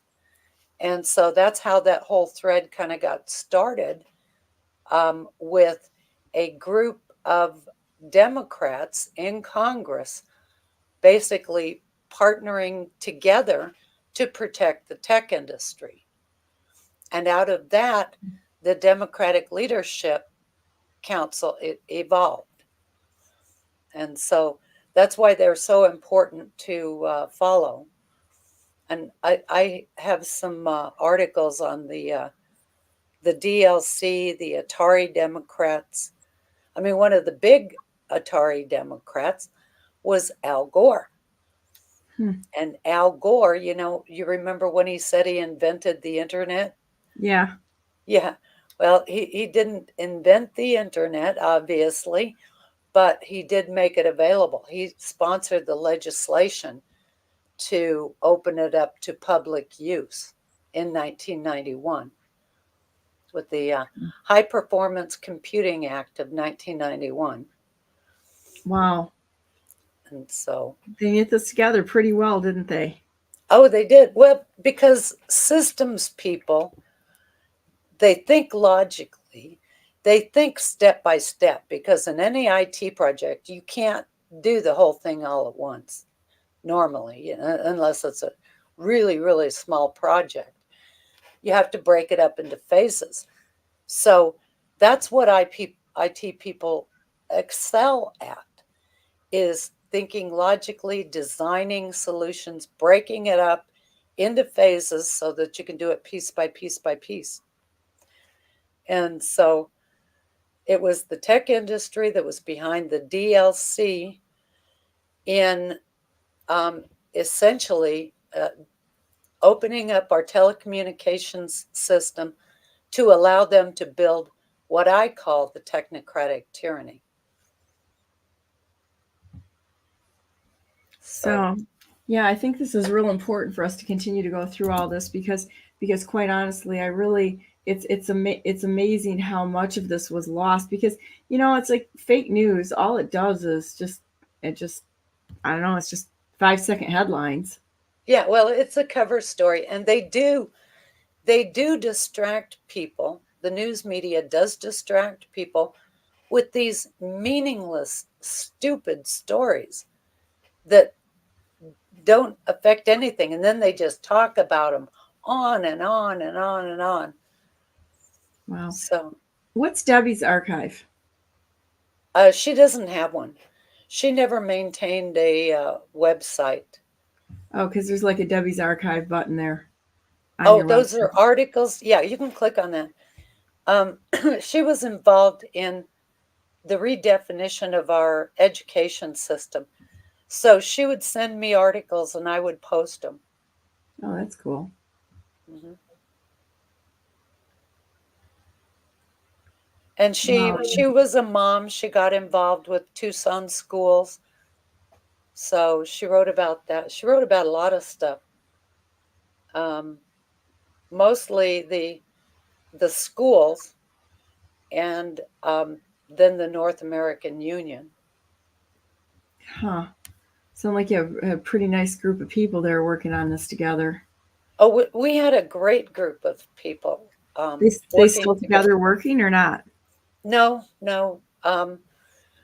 We had the Eagle Forum, and my other friend was president of the Idaho chapter of Eagle Forum. And then we worked with the John Birch Society. And so Jane, my friend that was the president of Idaho Eagle Forum, she was sending out the things that we would write all over the country to all the presidents of the different chapters of Eagle Forum. And so that helped spread the word. I think that contributed significantly to making people aware around the country. Now, numerically, it wasn't a lot of people, but they were significant people. Okay, I'm going to go to your other website, Channeling Reality, here a minute. Okay. Oh, I like Vicky's rants. That'd be perfect. I love listening to people who are really super passionate about what they believe in, and let them just go off and listen to them, and then sort through the information as it comes out. I think you find a lot of hidden nuggets that way just by listening. Anything you want to take a look at here? No, but there's a lot of important pieces to the puzzle there. Gosh, I've written so many articles, and I have some things, especially within education, other important things that other people wrote that expose the agenda. But what the other people weren't grasping is that it was all of these evolutionary changes in our system had to do with IT technology, telecommunications technology. Right from the beginning, right from when John F. Kennedy set up his direct communications line with the Soviet Union. Remember the red phone? You probably don't remember. I do. Oh, good, good. Okay, but our agenda has centered around telecommunications, almost, since, well, even they were working on computer systems in the 1940s. And so, like a system to calculate the trajectory of rockets, or the Bank of America's computer system that read the magnetic ink on a check and was able to automatically post to an account. So it's really the evolution of computers and information technology that has shaped our country. It's the tail that has wagged the dog. Kind of an interesting fact that has, I think, escaped so many people is just the raw amount of manipulation and lying that's going on. Yes. I know Yes. when I'm out in the public and I'm talking with people, it is absolutely crazy to me that when somebody looks you right in the eye and they're lying their tail off. They're lying to you. There's not one bit of truth in what they're saying, and they do it anyway. And unless we're really thinking, I don't know, unless we're really thinking at every moment of our day and not assuming anybody's on the right side of anything, it doesn't mean to be paranoid. I mean, it's just sitting there going, well, I wonder how that's going to shake out. Okay, what's this? The organization of power. Uh-huh. Yeah, with that, I was trying to... I'm just clicking on things that look kind of interesting just to get a few different things out here that get people interested in what we're actually looking at. You got a ton of stuff in here. This is just, it's absolutely incredible. Well, yeah, I was on a heads down mission to try and figure out what the hell's going on in our economy, in our country. And so I traversed history, going back to before World War II, and then after World War II, and trying to understand the big picture. Because as an IT person, as a computer programmer, what I know is that you can't ever solve a problem unless you go back to the beginning where the problem started. You got to fix it at the beginning where it started going wrong. And so that's what I tried to do, is to get back to where we went wrong. When did we take this wrong road? And so it took me in a lot of different directions over the years. And but that's really what my objective is to show the what, the who, because for any IT project, for anything big, there is always power that authorizes the changes. You can't do a damn thing unless you have a power steering committee or a power person in charge that is over the top of all entities involved. And so finding out the what, the who, and not just the power, but what other entities are involved and where the money's coming from and what is the objective. The entity layers is amazing, and how many of these layers go through foundations too. They'll have foundations involved in them also. Yes, as a matter of fact, the Rockefeller Foundation, the Carnegie Foundation, and the Ford Foundation, which was created after World War II, those are the big driving foundations for the agenda. When you look at the Gerald Ford Foundation in Michigan, there should be huge, and I mean huge, concern. Mm-hmm. Well, there are so many.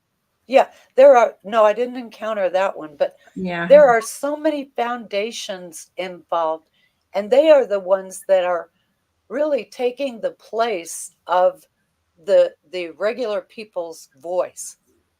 Recently, I found out there are over 9,000 nonprofits in Idaho. So they're going to be starting to talk about, raising taxes. Well, my suggestion is that they should cut the nonprofit organizations, make them non-tax exempt. I agree. I think this non-tax exempt stuff is nonsense, and it's so misleading to say there that donate to the nonprofit, do this with the nonprofit, sob wine, and you know what? They're like little microorganisms that are like our own government. They've gotten so corrupt, and I'm not saying every one of them is, but a lot of them are. I would say the vast majority are. I would too. And if people want to contribute to the people, to the nonprofits that are turning your city and county into a communist state, go ahead, but don't get a tax deduction for it. Don't make the American people pay for their own enslavement.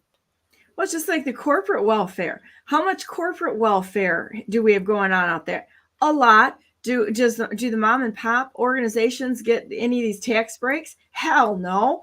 It goes up to the big corporations that are all tied in with, say, BlackRock and Vanguard and State Street Capital, Arabella, all of them. They're all tied in. They get all the breaks. So what they do is they'll come in. Why, when you look at the small mom and pop operations, that's exactly what Gretchen, the criminal Whitmer, did in the state of Michigan when she shut the state down. She opened up, well, we're going to protect the American and we're going to make it secure. We're going to make sure it's all right. Guess what? Your head is on the chopping block and the machete is about to lop it off, okay? Because honestly, they opened the doors to, say, like Home Depot and some of the big box organizations that are out there. You could still go into the big box organizations through one door, and that's how they were preventing the spread. If you want to really look at it, how is it that they're trying to funnel everybody into one spot to ensure there was more contact, to ensure that everybody was brainwashed out of their mind to wear these masks? They were afraid to step out as they were surveilling everyone. And if you came in without a mask, the cameras caught you. They did facial recognition. I'm sure I'm right at the top of the list. Me too. I didn't wear a mask. There was only one store that I wore a mask in because I couldn't go into the store without it. And there was a couple of places that I did, like my mom. My mom died recently, a couple weeks ago, and when she had just broken her back.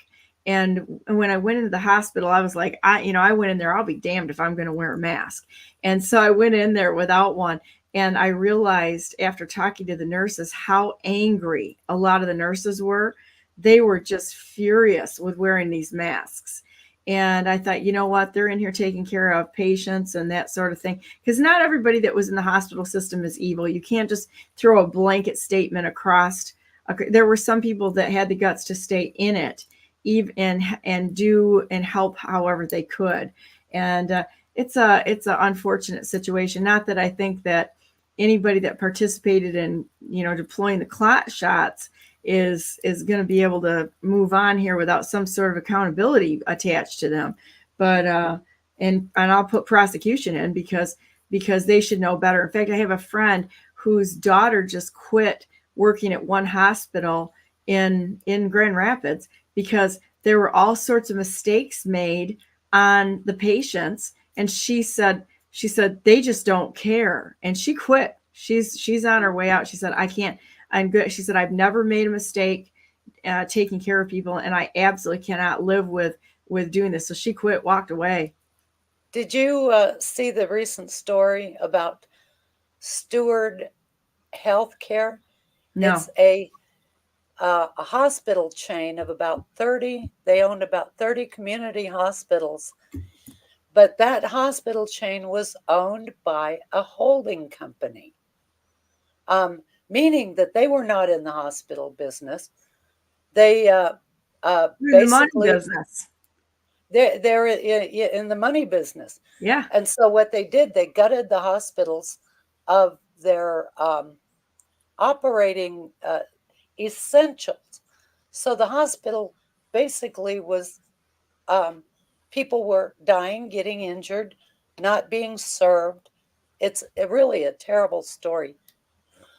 There was a recent hearing on that in Congress that I watched, which is when I found out about it. But a holding company is a private equity company. And so they just buy properties and then bleed them dry. Do you remember in the 1990s movies about Larry the Liquidator and Gordon Gekko, the Wall Street vulture? Yes. Yeah, those people are vulture capitalists. And so they're even attacking our healthcare systems. And so I really recommend that people go watch that hearing about stewards' health, because that quality, the third world health system, is coming to an area near you, to a Oh, town it's near already you. here. They were killing people. I've been saying that from the beginning, that the hospitals are killing fields. They're the killing fields in the United States of America right now. And people don't matter. It's all about the bodies and such. So it's crazy. Well, Vicky, I'm really glad that you were on today, and I look forward to doing this again next week, Monday. We'll just bring you on here and do the technocratic communism. And if you and I are going to bring this forward, well, then so be it. I think that's great, because your information, it needs to be shared. And I'm so grateful to know you. I think this is just amazing, and people need to know and see what's happened to the United States by bringing together what we know and helping to educate people on what's going on. I think I'm going to bring Chris on just for a minute, because, hey, Chris, how you doing? Hi, how are you, Donna? Good, you're late, but that's okay. I have to give Chris a little bit of grief because we're friends. So, but I want to get into this Blackwater Indicor nonsense we've got out there, and the analysis on the assassination attempts on President Trump, because that's what we're going to talk about today. Because there's things that are not adding up, guys, and I mean a lot of stuff is not adding up on this at all, not at all. And we're going to have to think our way through this one. Could you come back on another day this week? Oh, sure. And if you touched a real good subject to get into, because a lot of people don't understand or know about investigating and what it takes to investigate a case or a crime. And what we're not seeing, what we are seeing is the fooling of the American people.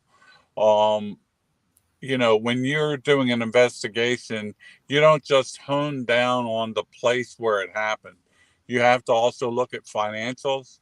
You have to look at any heavy action concerning that, with all the characters in play, every single person. You have to look at all the financials. You have to even look at media and see what media is presenting and when they're presenting it, such And you as have to do it. YouTube.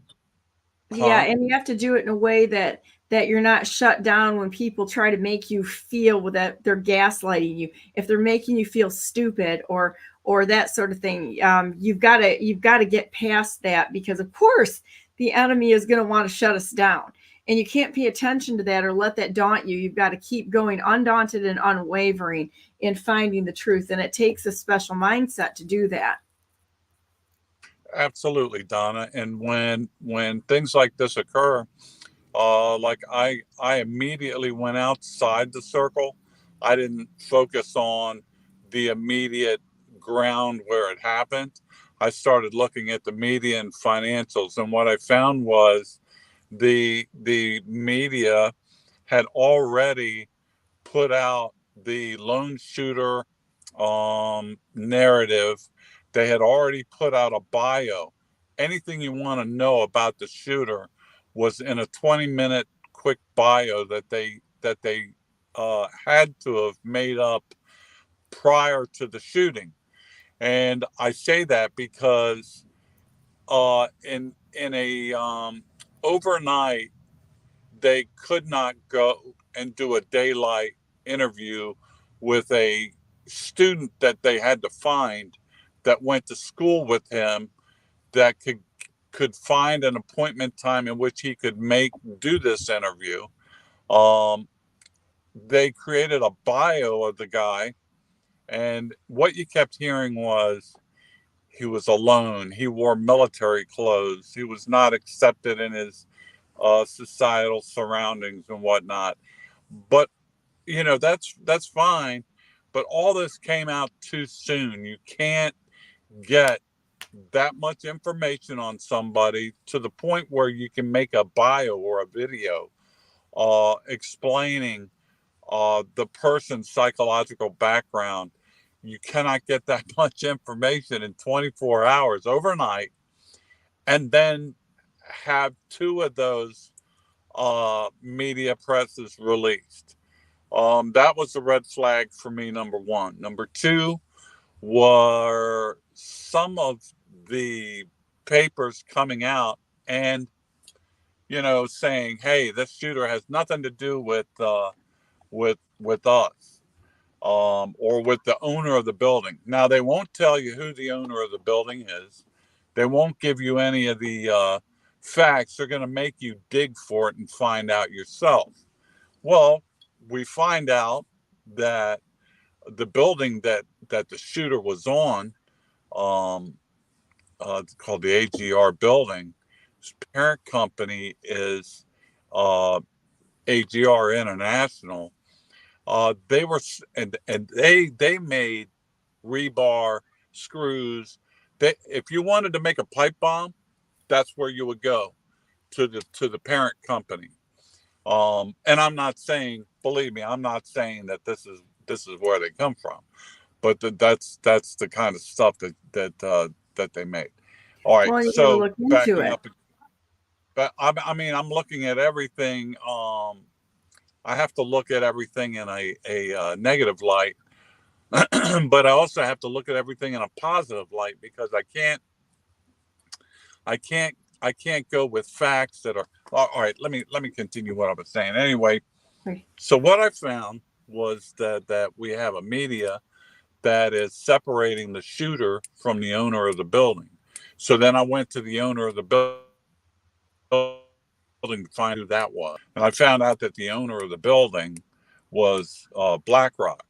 Well, how did I find that out? Well, I had to find out that the building was sold 4 months prior to the shooting occurring to a company called Indicor. Indicor, that company is located in Sarasota, the very city that I live, and it's on University Parkway. I looked up who the signer of that building is, and the signer is BlackRock. And there's the I also connection. looked right, and I found another tie with the media that was defending AGR from the shooter, saying they're not related. There is no tie. Bullshit. There is a tie. I just found it.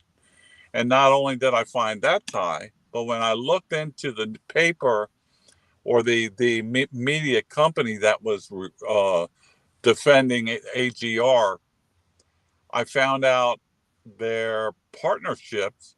If you'd like to get with any of our partnerships, and it lists the partnerships that they're with. The Netherlands is one of them. Well, what transpires in the Netherlands? Welcome to You've got DeVos the land and the Dutch WEF. bankers. Absolutely. Did you hear what I said? Absolutely. Yep. This is the fingerprints of globalism and the wokeism is all over. It's getting too easy to find. They're Yeah, these people are blatantly just. they're stupid. They're arrogant and they're stupid. So they put it out there for us to find, quite honestly. Well, Chris, I've got my next guest to come on, but let's look for, can we look at Thursday? Sure, absolutely. Let's come on Thursday. Thursday, and if you want, yes. Yeah, we'll talk when I get off the broadcast here. But let's go on Thursday, and I just really want to thank you for all the work you're doing in this and for coming on and sharing it, because I mean, people need to know the reality of this. If it doesn't look like it makes sense, it's probably not making sense. You know, it goes back to the duck. You know, it looks like a duck, quacks like a duck, waddles like a duck. The damn thing's a duck. Okay, I mean that's just the way it is. So. Anyhow, that's it in a nutshell. I would love to come on Thursday. Thank you very much. I don't mean to hold up your time. I know you got other guests. Hello, other guests, and hello, audience, and goodbye. So I'll see you Thursday. Right? We'll see you Thursday. Thanks, Chris. All right, thank you, Donna. Bye-bye now.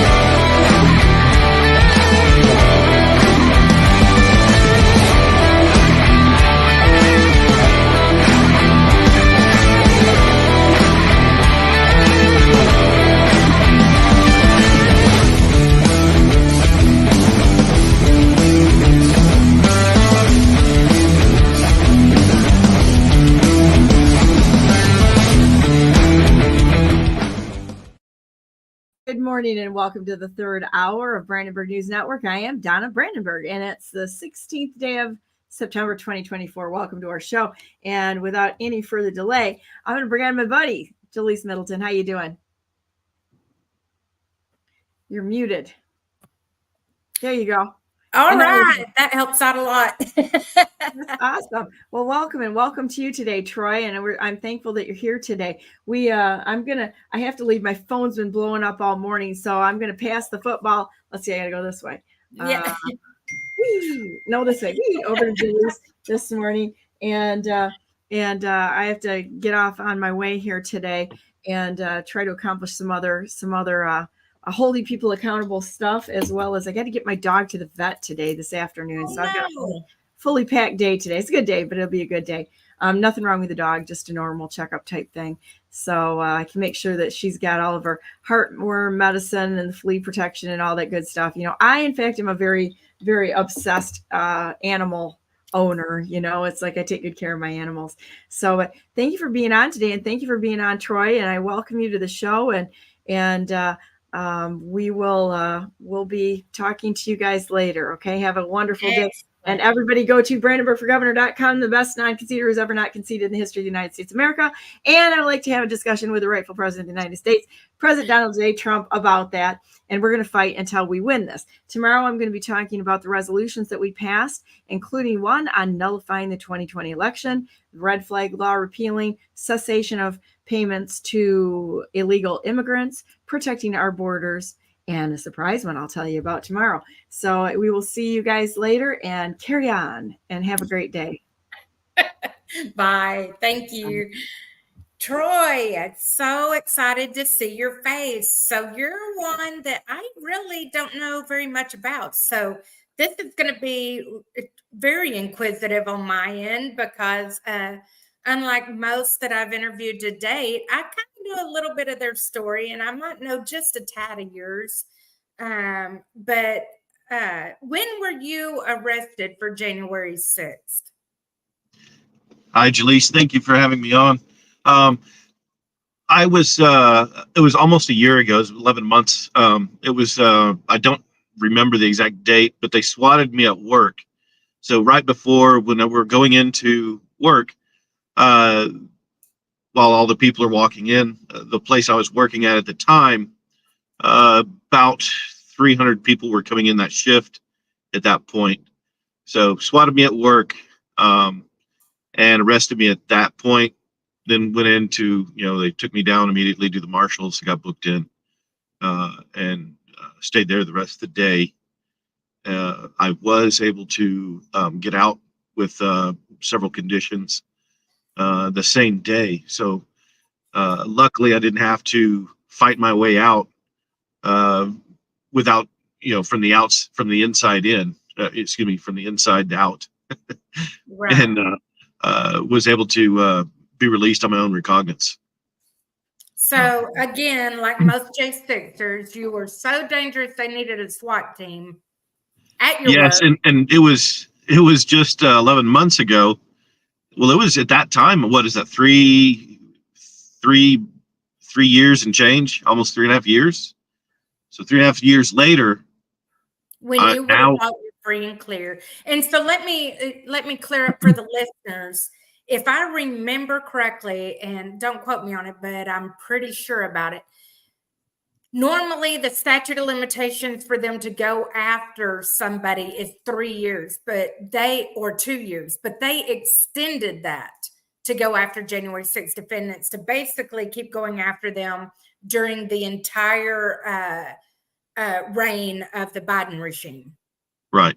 Yes, yeah. So they waited right up to pretty close to their limit, and that's when they swatted me.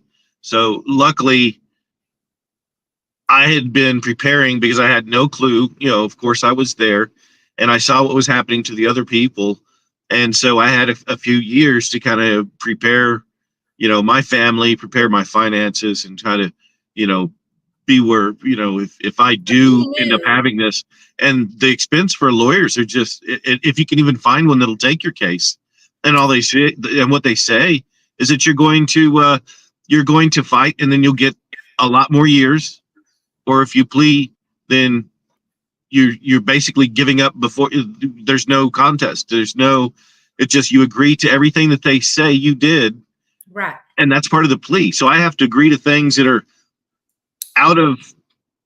they're not in the right order, or they weren't there. I wasn't inside the building, or that, different things. And so you're sitting there having to plead to misleading things or outright lies. And it just is really maddening that they're putting so high a price to going and fighting, and you're going to lose anyways. From what I understand, they have a small jury pool that they keep selecting the same jurors from. So you have a professional jurors, and everybody we're just going to run you through this mill and grind you to pieces. And what comes out at the end is you with a felony and spend time in prison for what would be a misdemeanor at best, if they would even be charged for any of the things that were done by most of the January 6ers and myself. Right. So anyways, it was yeah, probably a $50 ticket, but instead they grab you on everything. They make you confess to all kinds of stuff you didn't do, and they take over control of your life. So when you sign that plea deal, you are signing that they can snoop in your phone, which, hey guys, the FBI's doing it anyway. The January 6th defendants experience it firsthand. When you can hear them on the other line, or you can hear the clicking, or if heaven forbid, as I've had happen one time, where when I hung up my phone, I heard them talking. So there are situations like that, but at least it's illegal for them to be doing it. But when you sign that affidavit, you give them complete permission and control to snoop into all of your electronic devices.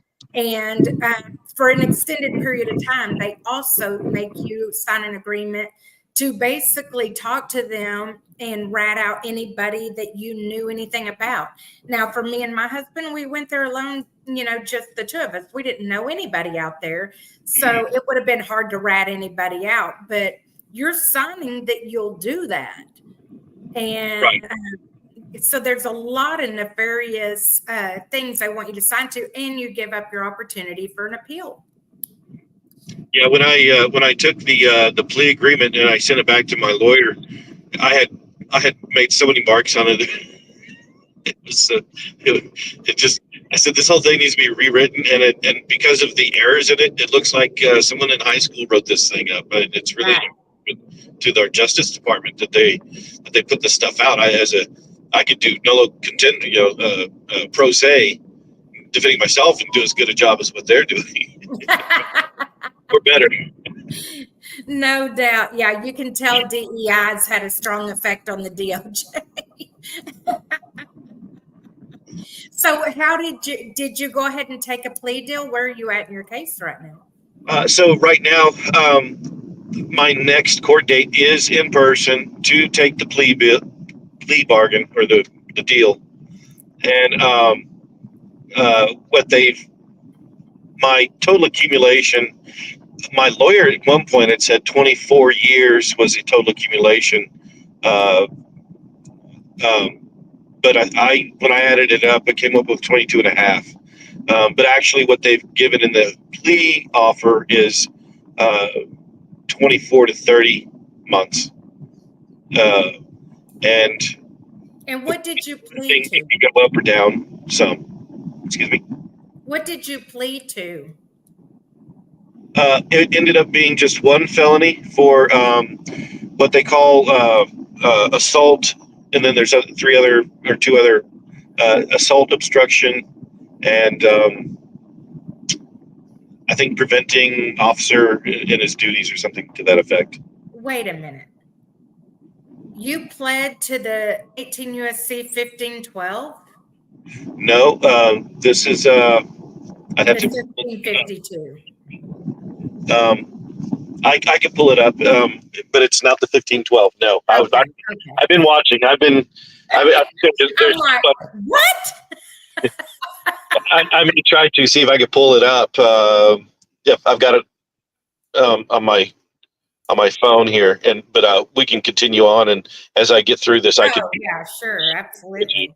That really red flagged me. I'm like, are they still doing that to intimidate people? And because God, you just don't know what they're going to do next. I mean, I truly tell people all the time, you cannot impute logic to tyranny. So just stop it. People will call me and say, you just won't believe it. They're doing this and doing that, and they don't even have the law to do it, and blah, blah. And I'm like, you're trying to impute logic to tyranny. Okay. Tyranny is tyranny. Right. When you look at some of these guys that are, what do they call it? Policing the police videos or something you see on YouTube, and these guys are, I'm just here videotaping, and I'm here on public and whatever. They're pushing the law, they're pushing the officers. But when you start pushing back, when you go into court and you start pushing back on certain things, of what jurisdiction they have, there has to be a harmed party. And when the judge says the harmed party is this state for a traffic ticket, then you go to try to say, well, no one is harmed. No, there is no accuser. There's no one here that is harmed that can say this was done to me. Then they don't recognize that. So it's been for a long time. They don't recognize the Constitution. They don't recognize the process of law. That's a good point that hasn't been brought up here yet. So in these trials, just so the viewers know, most of these J6ers are not getting to face their accuser. And they're stating that, just like what you said, that the people that were harmed was basically the capital, the American people. So they're representing the American people. Okay, then I want that witness stand with every single American claiming they were harmed, because I know what will outnumber. Okay, I have about 76% support as of last poll that January 6th defendants, it was a setup. So if that were the case, then let's start calling people in one by one and let's get the numbers. Right. Yeah, but they have a 97% conviction rate, and I think it's going up to 98 after J6 is all complete. Oh, yeah. Oh, easily. Out of all the January 6th defendants, I only know of one exoneration. I keep hearing the media and even within the J6 community say there's been 2 exonerations. But I think the other exoneration they're referring to is that Pinon, known as Joseph Thomas, he got exonerated from one charge. That should speak for itself. One of like 9, 10, 11 charges we had. So yeah, that's what we're looking at to go into the courtroom. And it's sad and pathetic that we were there to peacefully protest. And a lot of people, I wouldn't even call it a protest. They wanted to hear speakers that were due to be there around the Capitol speaking. Right. And yet now we're domestic terrorists. So, you know, and we're obviously bringing this show on the tail end of yet another assassination attempt on President Trump.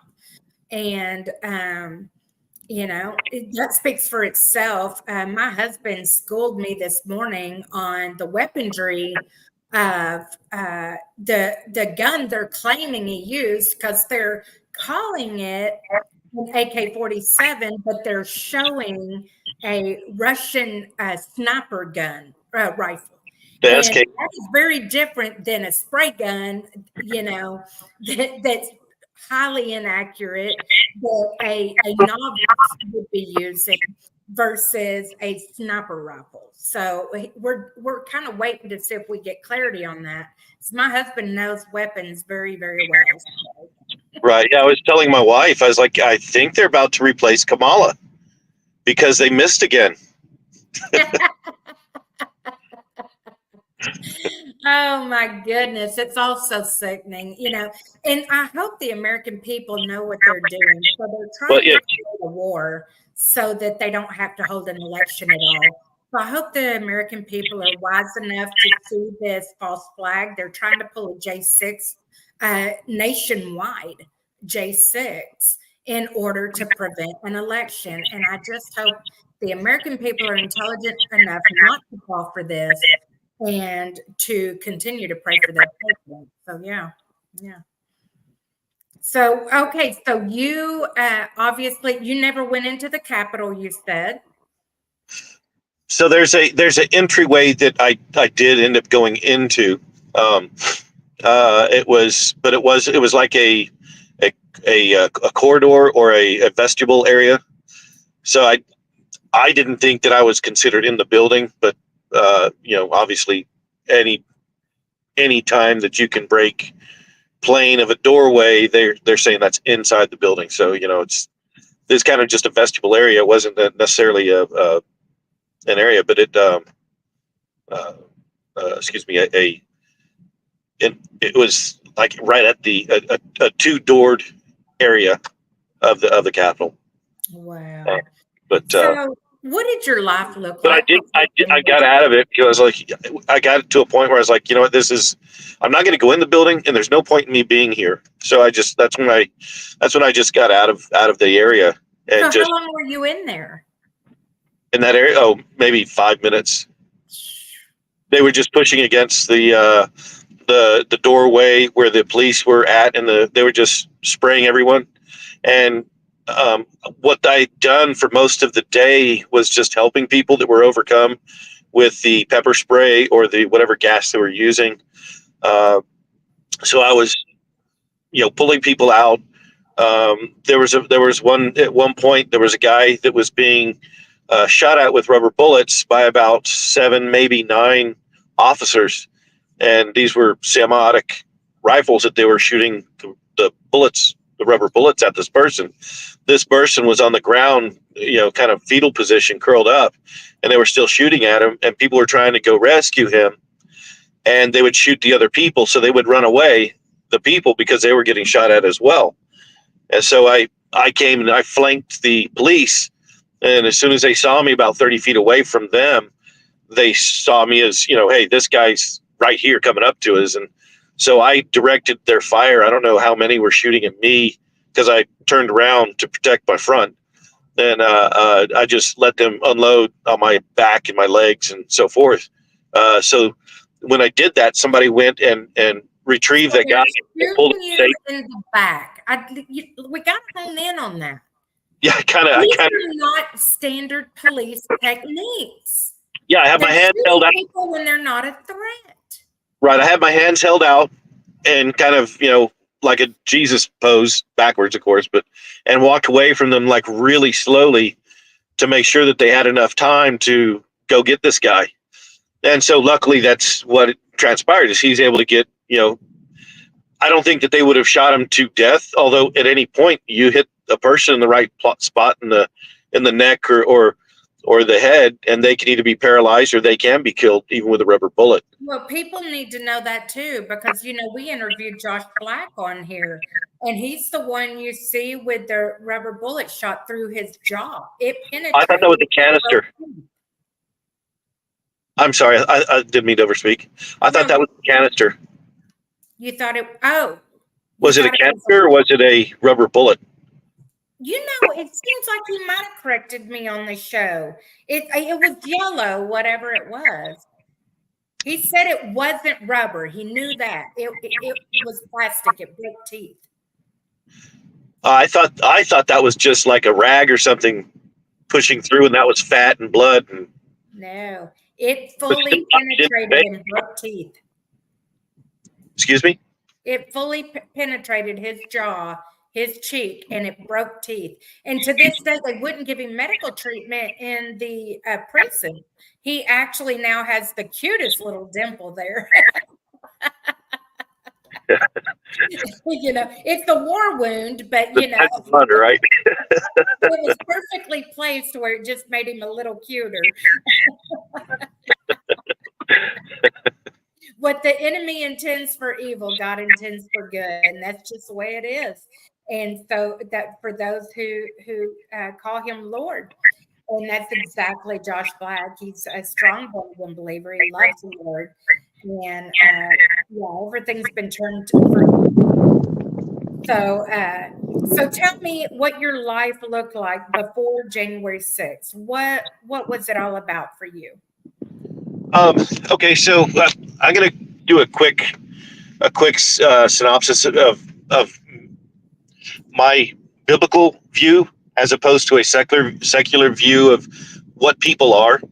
So, I became a born again Christian at a young age. I forget now if it was 11 or 12, and of course, I didn't follow everything. I grew up as a kid and had a little bit of a fun streak or whatever you want to call it.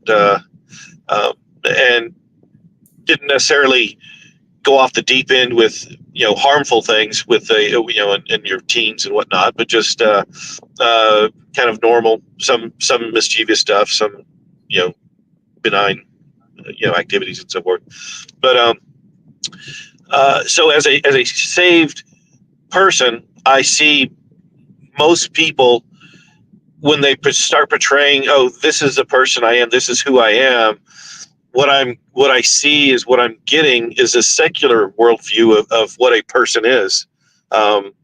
Whereas I would say that a person is either a Christian or a non-Christian, and that's a conversation that they have with God, not a conversation that I'm going to go judge somebody based on their actions, because we all come to fail, the commandments and the law. We've all sinned and fall short of the glory of God. And I love that you point to that, because the reality is everybody does. And then they want to call the Christians hypocrites. And it's like, no, we're jacked up people trying to find our way like you. Right. We don't have the answers. We're just, the only difference is we're saved. We know the one who does know the answers. Right. Yes. And there's even... when you sin, we're kind of getting off subject here a little bit, but even when you sin, there's a thing. If somebody has an anger issue and they sin repeatedly over and over because of their anger, that's something that they haven't overcome yet. It's not something that they're a sociopath to be use whatever they want to use for evil. That's a difference that that you're working on something different. So there's so many things that we as people, as humans, or as people that are in this sinful world, that we have to overcome. And to it's just like the Bible says, don't worry about the speck in that person's eye when you have this plank. And this whole thing about judging people, that's so in error of people say, oh, don't judge. The Bible says not to judge. No, it says, do not judge, lest ye be judged, and the measure ye judge will be the measure judged upon you. So, I'm going to get real light whenever I start getting judging on people. I'm going to get, hey, you know what? I don't want God to throw me down the tubes just because so I give a lot of latitude to, more so sinners are doing what they're going to do. Sinners are sinners, but Christians, I can, if it's in, Christian love, I can, chastise or say something. Right. But you also have to understand, they've got just because they don't have the problems you have and you don't have the problems they have, doesn't mean that you need to go, bear down on them for something that they're having a real issue with instead of helping them. But no, anyway, so you were asking me kind of what I was doing before January 6th. And so some of the things that I was doing was just chasing life goals. I was frustrated with the church ever since in my young 20s, realizing that so much of the church has been infiltrated by what I call secular humanism. I don't know if they're humanists or if they're, basically Satan is in the church. Why would he not be in the church? We Satan have both. I see it. Yes. Yeah, Satan doesn't have to worry about the people that are not saved. He's not out there making them do worse. He's got his demons that can do that, and they can chase all that down. But these people are already unsaved or doing something wrong or satanic or whatever you want, evil. They're already doing that. So where does Satan is going to concentrate his effort in the church, and that's what he's done. He's distracted all these people in church. He's gotten people that are not Christians to be the pastors, to lead them astray, and I was just frustrated seeing that in our American church. I read an article on that they have actually found a significant level of actual Satanist leaders from the Satanic Temple that lead churches, and then they hold their satanic rituals under the church, like in the basement, in the attic, in the private rooms, with child sacrifice, the whole 9 yards, trafficking children. I can't even fathom that. I can't fathom it. But you're right. Satan comes to steal, kill, destroy. And if you are, not a born-again believer, he's already got you. He's not interested in making life more difficult for you. Mm-hmm. But a Christian he is. And that's why the word talks about basically once you're saved, you have just been indoctrinated into a war. Right. So what I have been doing since my early 20s, and when I first realized that Janet Reno was killing Americans, like in the Waco situation, yeah, that was a bad guy. David Koresh is not somebody to be any representative of Christianity or of role model of any degree. He's a cult leader, but to burn the building down with the children in it to save the children, that just doesn't make sense. Right. You're like, what was the purpose of this? And so I started. Them is what they did. Mm-hmm. So I started at that point being a lot more critical about my government, and just kind of at a certain point, I wasn't political, but I was trying to, I guess, study and garnish knowledge of what the heck is going on. And so kind of to a degree, I checked out as an outward at any kind of a large scale of what I was trying to do to help people understand this, because they would come at me like I was crazy. I was, at the same time as Alec Jones came out, I was probably already there. I was, me and him would have probably started seeing the same things around the same time, and saying the same stuff. And people look at you like you're crazy. My wife, she didn't understand it. She didn't want to hear about the MK Ultra program and Kathy O'Brien and her story. So you woke up to this very early. See, I woke up very late. The Lord basically woke me up May 19th of 2020 is when I woke up. So right before 9/11. Oh, no, 2020, not 2000. Oh, 2020. Okay, I'm sorry. Yeah. I wished it would have been that far back. Like I say, I hated politics. My husband would talk about it and my eyes would roll back in my head. I'm like, So, so I know you're asking me questions, but when you in 2020, did you see Bernie Sanders lose the election before it Yes. even happened? I mean, was that part of your waking up? Yes, I knew they stole it from him beyond a doubt. I had no doubt about that. And I knew that Hillary Clinton was demonic. I could see it and I could feel it. I knew of Bill Clinton's corruption within, I didn't know what level. But I did know, and the only reason I'll tell you how I knew that is I come to Christ in August of 1999. I was pro-choice, and I wanted to vote for Bill Clinton because of that.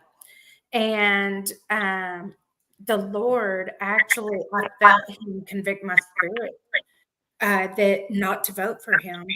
And I didn't understand it, but it was over that abortion issue. And I really battled with it. I mean, as a new Christian.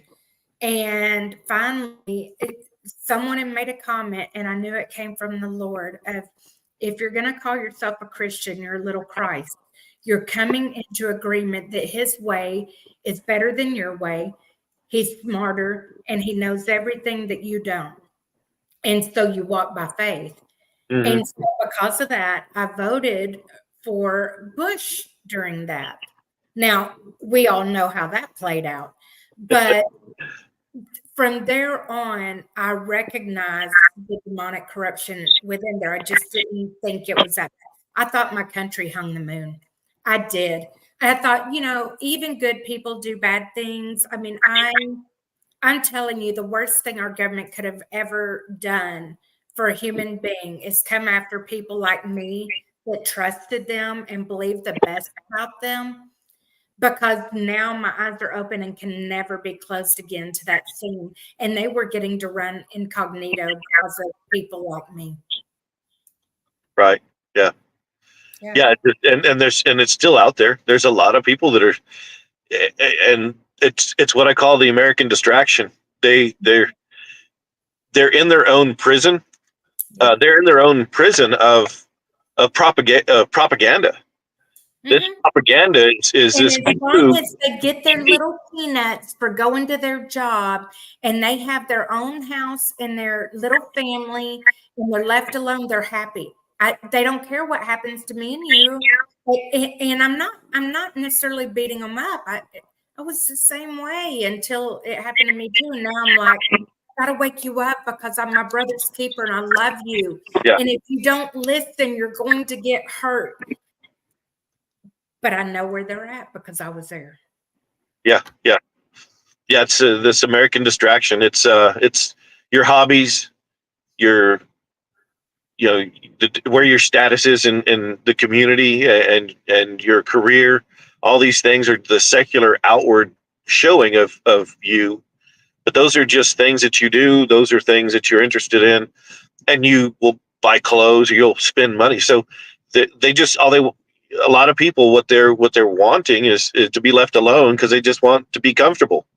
Right. And we live in such a luxurious time as Americans that we're living with this leisure life, and we filled it with all these distractions. And now it's getting to the point that we're filling it with these sexual deviancies, and it's just it's a slow self-degradation of a person in their life. And you're like, how did I get here? 20 years ago, I like Monday Night Football and cold beer, and then now I'm over here in this, We've been lulled to sleep. I watched an interview from Jonathan Koen. He is a Jewish man that wrote The Harbingers, and he's just phenomenal at recognizing the demonic idol worshiping of these false gods that we have retraced the biblical times to get to where we're at again. And the first one was Baal, where it's complacency, indifference, comfort, you're agnostic, and he lulls you in that, look, nothing bad happened. It's okay to be here. And then from there, you pick up, I think it's Athena, the goddess of sexuality. I really don't know that, but she has several names. And it's where all sex goes. Well, we went through that in the 60s, the sexual revolution. Then the next god came in, and I can't remember its name, but this is exactly what Rome did. That Rome fell. We are doing exactly what Rome did, that Rome fell. And so, And immoral people, go ahead. and immoral people cannot have freedom. The more amoral a civilization is, the more the government has to take away their freedoms to keep them from destroying themselves. And ultimately, you end up, your civilization is destroyed. It just takes a lot longer because you've got your daddy government to hold you back from your own deviancy. And it just sad to watch it happen in slow motion. So But you have a family, I would assume. I take it you're probably very involved in them before J6. yes, yeah, I have all grown children. My youngest is graduating high school, so at the time she was, just starting high school, and so we had homeschooled our children for the most part, and then in high school or middle school, we let them go to public school, and so we had, I was homeschooled myself, but that was back in the 80s when it was just the homeschool crowd not shut up yet. Yeah, we were on the news.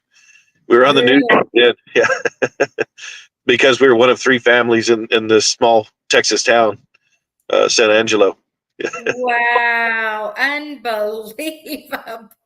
But Yeah, we in the 80s, I was graduating high school in the 80s, and I can remember, I'd hear about a homeschooler, and it's like, okay, y'all are freaks. Like, you act different. You're, well, actually, that's what I didn't like about the homeschool kids was, y'all aren't normal people. Y'all are like Pentecostal or something. I was not even part of, I was a Christian, and I was, we would go to church, and, I even, went to singing, what do you call the singing schools for this kind of a Baptist background, a primitive Baptist background. wow. And now you look at it and you're like, oh my gosh, it's a good thing we're different. Yeah, but I still, I raced BMX, I rode bikes, and, we would, we'd have fun on our bikes, and it's just like a normal childhood, even as a teenager, a normal childhood that you're just enjoying yourself. And homeschool was just one of the things you got to do. And so I could spend 8 hours a day riding my BMX and jumping and riding in trails. And, I didn't, because I would finish my schoolwork early or whatever, or it'd take me a long time and I'd be late. I wouldn't get out that day, but a very beautiful Christian founded family. And then January 6th occurs. And obviously, you're very, very faith-based, very knowledgeable on the word, know the Lord personally. And so, what are you looking at now because of January 6th? So I was very upset when I realized that I had been duped or nudged, whatever you want to call it. That's an actual term in the FBI. You just nailed it, nudged. In other words, let me explain to the viewers. Nudging in the FBI, which I'm like you, that's when I heard this spoken through James O'Keefe interview, I wanted to cry because that's what happened to me and my husband. We have human instincts. We're natural. You either fight or flight when you're put in a dangerous situation. And because of January 6th, you got 2 million people there. There was no flight. You couldn't run away.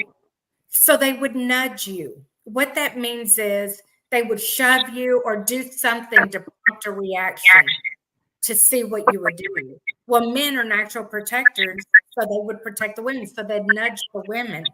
They'd shove them, or they'd knock them down, or, you know, do something vicious to them. And that's what happened with me and Mark. They actually started hitting him with a baton. They hit me with a baton. We were in prayer. We were huddled in prayer. We didn't do anything. That was the nudge to get us to react. Well, you know, we're from Texas too. We're Southern folks. I don't know that I have a flight instinct. I couldn't have it even if I did. So of course I react and defend us. And then of course we're felons for assaulting police officers because we were doing nothing wrong and they attacked us. That's a nudging. Right. Yeah.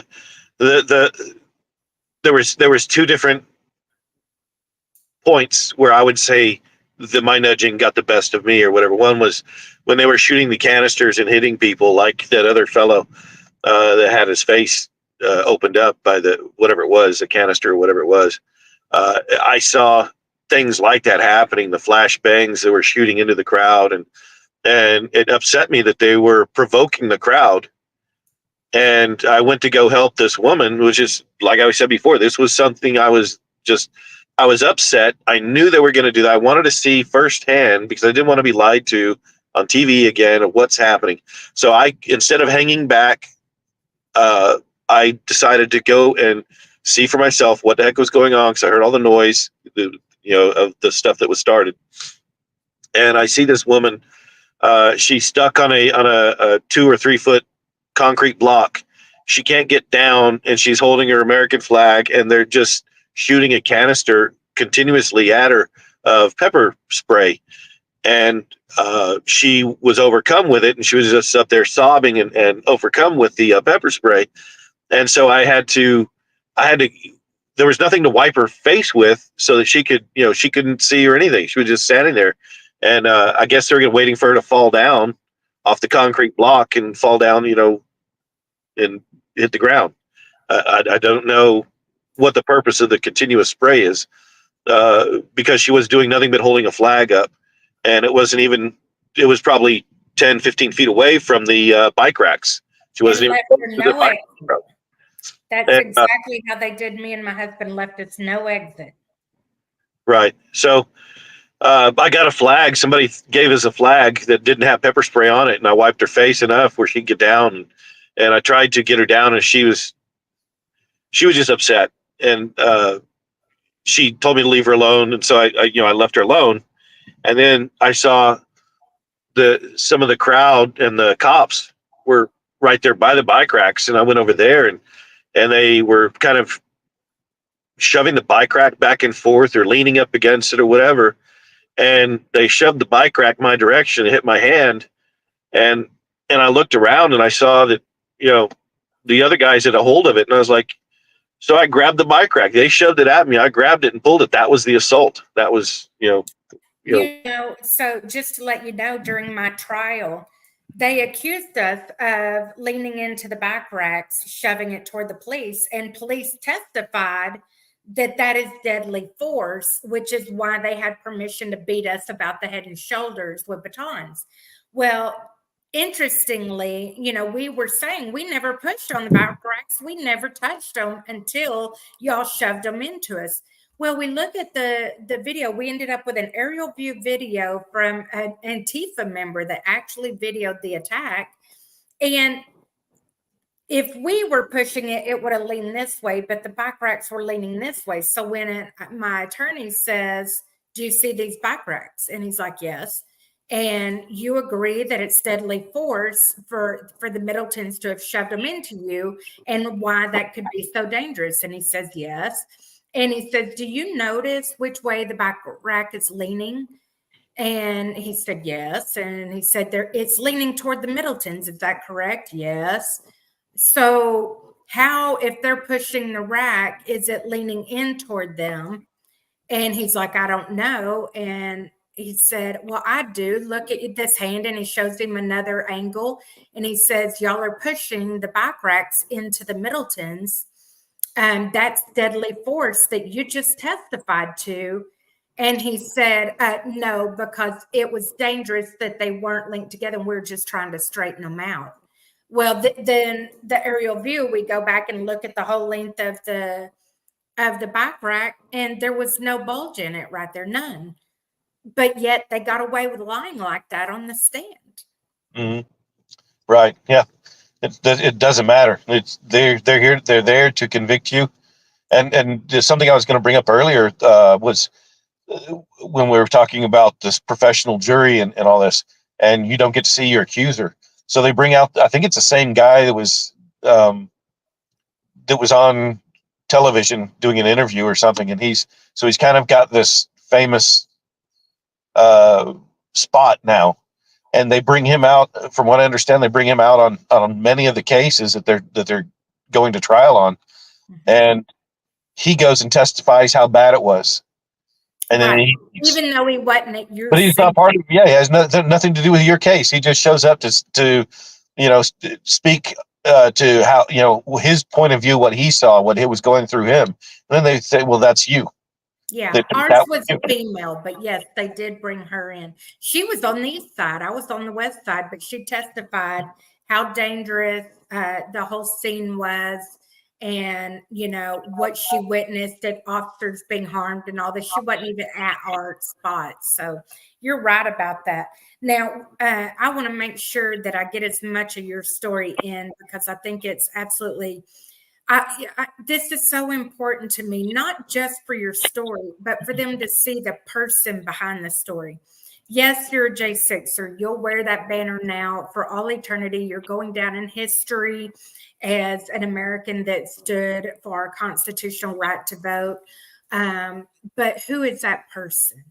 This will probably be the only history that you get to really put out there who you are, because they write a false narrative about you in the. Oh, yeah. So what do you want the people to know about who you are? Well, what I was doing before, like I said, I was just kind of chasing my life goals, getting prepared for retirement. We had COVID and all this other stuff at the same time as well.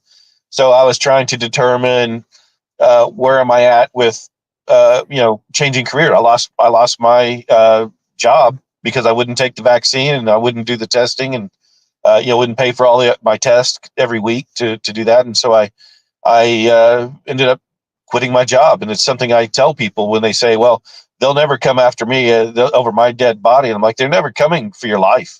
They'll come, you'll lose your career before your life. And they're like, what does that mean? It's like, well, when do you ever stand up?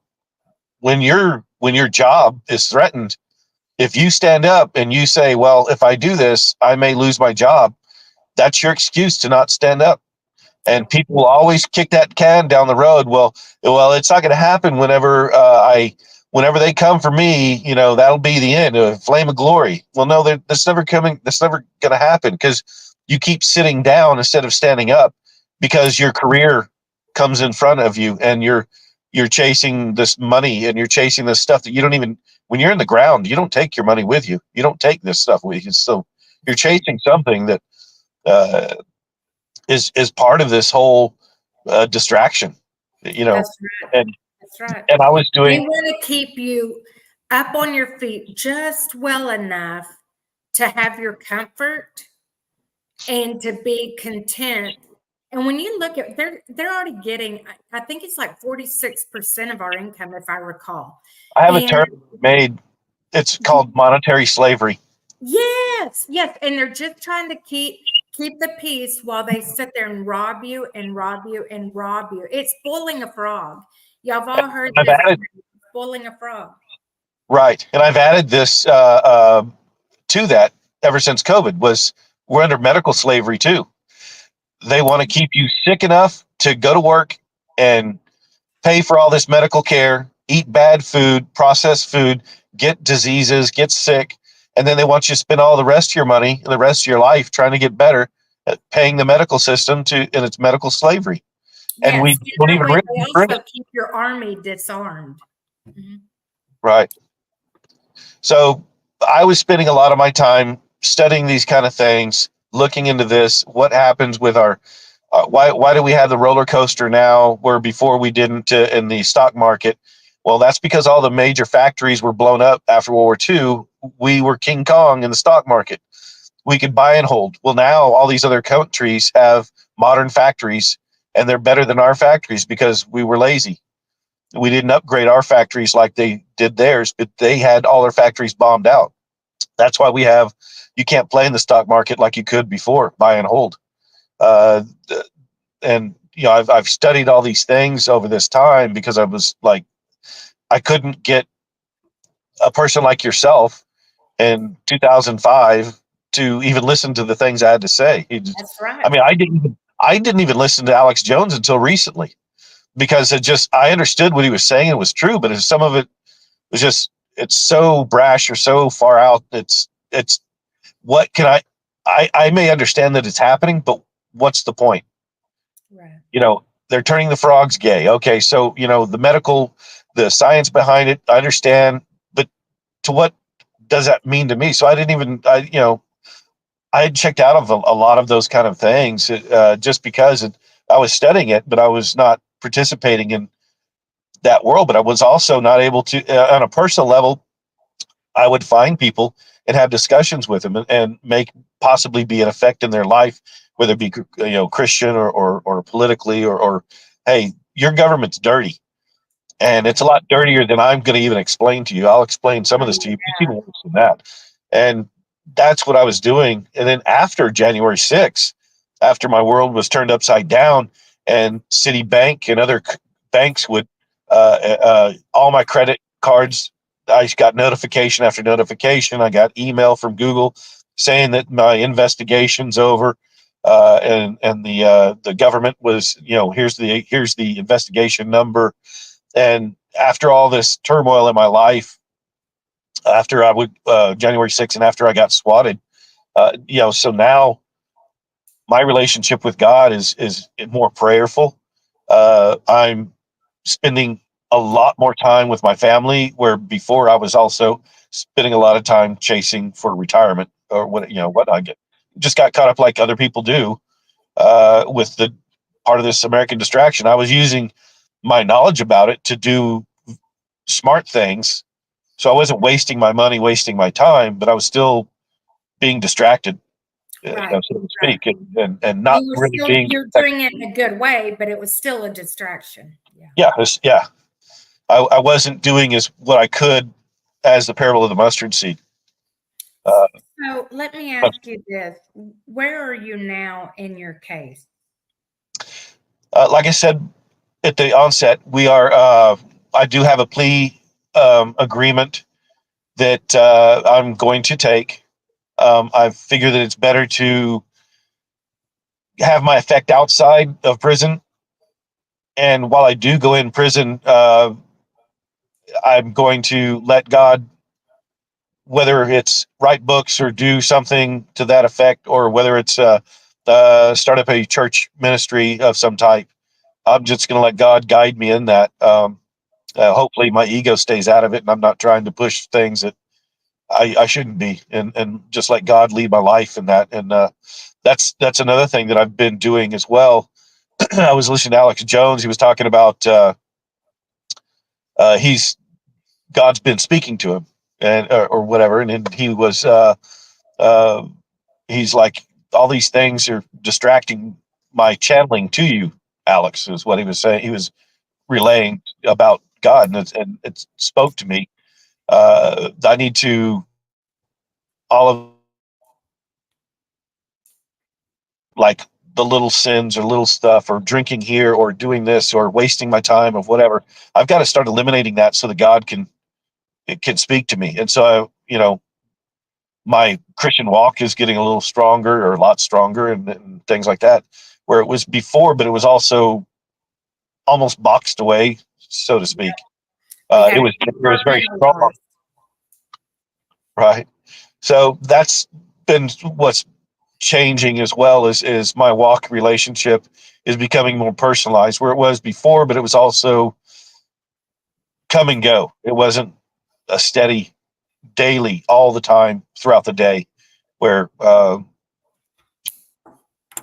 where you can let your thoughts be evil, but you can change those to godly thoughts. I'm more in tune to any of these thoughts that are just secular thoughts or whatever. Right. I'm pushing those out now more actively. And that's it, just preparing for the next 2 or 3 years and then preparing for what comes after. So you are looking at some prison time coming. You just don't know how much. And right. I don't know if it's 9 months like or me, years or you're using it as a ministry for the Lord. I tell people, don't you dare let me hear that you're self-surrendering on this day. That's a joke. That's a lie from the pit of hell. You have been called into the mission field and you are reporting for duty. And don't you dare forget it. I'm on fire now, and it's just it's so liberating to have lost 3 jobs over being swatted, over the COVID. I'm so liberated now. It's like you're living a real life now. Yes. Before you were going through the motion. And all of a sudden, everything's laid at the feet of the cross. And all your fear is gone, your fear of rejection, fear of failure, all these different things that held you in bondage. And all of a sudden you're set free. And it's like, okay, it's game on like Donkey Kong. What do you want me to do today, Lord? That's it. That's it. All right. I love it. Listen, we're going to close this out. Do you have any final words you would like to share? What I would like to see is hang on, I've got to let this pass. Sorry, my notification comes up. What I would like to express on the people in general at all levels is that this is not a left, right, or a Democrat or even American thing. We have not had such human trafficking, slavery, stealing of the body organs in Ukraine. The women are getting their and sisters and they're getting their brothers and their husbands and their dads back, and their bodies are all carved up because they've taken all their organs out. Well, these organs have to be extracted while they're alive. So they were wounded in battle, but they didn't choose to heal them as best they could as wounded soldiers. Instead, they've chosen to extract their body parts and sell their body parts in the market. And then they send the carcass back to the families, and they have a term for that in Ukraine. But this is going all over the world. The Uyghurs in China, and all of this is a very evil, demonic war that's going on for Satan to destroy God's creation. And I think that we're always in prayer with for the persecuted church. We're always in prayer for the leaders and the persecuted people, whether they're fellow Christians or not, and the people that are being harmed all over the world. This is it's a bigger thing than just this, but just imagine if they killed 180, 160 million over the last century with Pol Pot and Stalin and all the others, the Hitler and so forth, and Chairman Mao. That was while America was strong. If America's not here, we've propagated so much of this that how much killing is going to happen if we're no longer an entity or a something. We're just a blip. We're just another declining first world country to second world or third world status. I'm going to plug a movie right here because it's speaking to what you're talking about. If you can stomach it, I'm going to tell you this ripped me to shreds, but there's a movie called This Is Treason. Ryan Maida is one of the producers of that. I encourage you to watch that movie. Do not watch it in the presence of your children. It is definitely too heavy for that. But But yeah, it's talking about what you're saying right here. Right. Well, in closing, what I did want to say with all that I just spoke to was that I would express to people to pray and to get your walk with God. Determine if you are a Christian or if you need to find someone to help you. You don't want to be the Christian that's casting the rocks or the thorns. You want to be the Christian that has people to help them grow in their Christian walk. So I've seen people where they burst up as a new Christian, a new follower, but they're still surrounded by their old people, and they end up. I've had a friend he did that, and he ended up overdosing. So he did very little in his Christian walk, and then he ended up overdosing because he didn't have surrounded himself. I wasn't there with him always. We were traveling different parts of the country, and so it wasn't like. And you touched on that even amongst the Christian community, we tend to compartmentalize God, and it's not. We've got to jump through that barrier and make him our complete world, and totally relinquish to him. And that's even amongst believers. Like I can't make out like I understand all that. I can just tell you it was that way for me too. That there was a level of compartmentalization, and when I got J6, it was all laid before him, and that's where the freedom comes. And Yes. without it, your life is in danger, because I've told y'all before, if a J6er claims they have not contemplated suicide in some way in your life, and because it's going to be a natural thought process because of how big and how heavy the weight of the government is on our neck. Right. So, Troy, we've got to close out. Would you like to close us in prayer, or I can do that? I don't want you to be put on the spot. Actually, I need to go ahead and dip out. I'll be in prayer with you guys, but I do need to go ahead and get back on my job. Okay, thank you so much for giving some time to us. We wish you the best, and we will lift you in prayer. God bless you. Thank you. Amen. Heavenly Father, we come before you, and just another beautiful day where you have encouraged, restored, you have glorified, and we're grateful that you have trusted us to trot in your footsteps, that you have that Jesus went to the cross and he shed his blood for us, that he gave us an out, that we no longer have to fall to sin. We no longer have to die. You hate death as much as we do. And because of what you did on the cross, we don't ever have to experience that again. Father, we thank you that we can nestle up in your arms and be protected and encouraged and restored, that we are safe there, that there is nothing the enemy can bring to us that you have not already went before us, protecting us from. And Father, we thank you for that, because without it, this would be very scary times. I pray for those that don't know you, that they would seek you, that they would seek you earnestly with everything in their heart. It's not just a prayer of words. You know the heart. And if the heart is not fully invested in repenting and asking you to come into their life, it simply doesn't happen. I want this to be an invitation for those that have been hearing this segment for over a month now, that they see our hope that is nestled in you, our faith that is carrying us strong in a mighty way that probably looks confusing to them.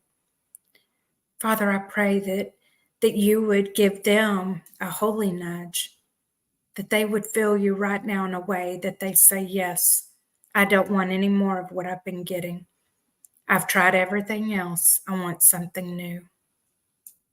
Father, I feel you calling me to give that fancy word of altar call, but it's truly just people saying, I'm done living the way I'm living.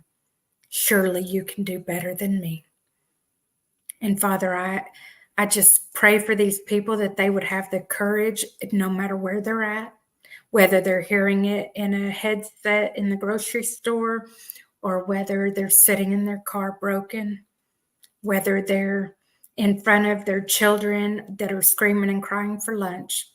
Father, that you would give them the strength and courage to just speak it out loud right where they're at. Father, come to me, help me.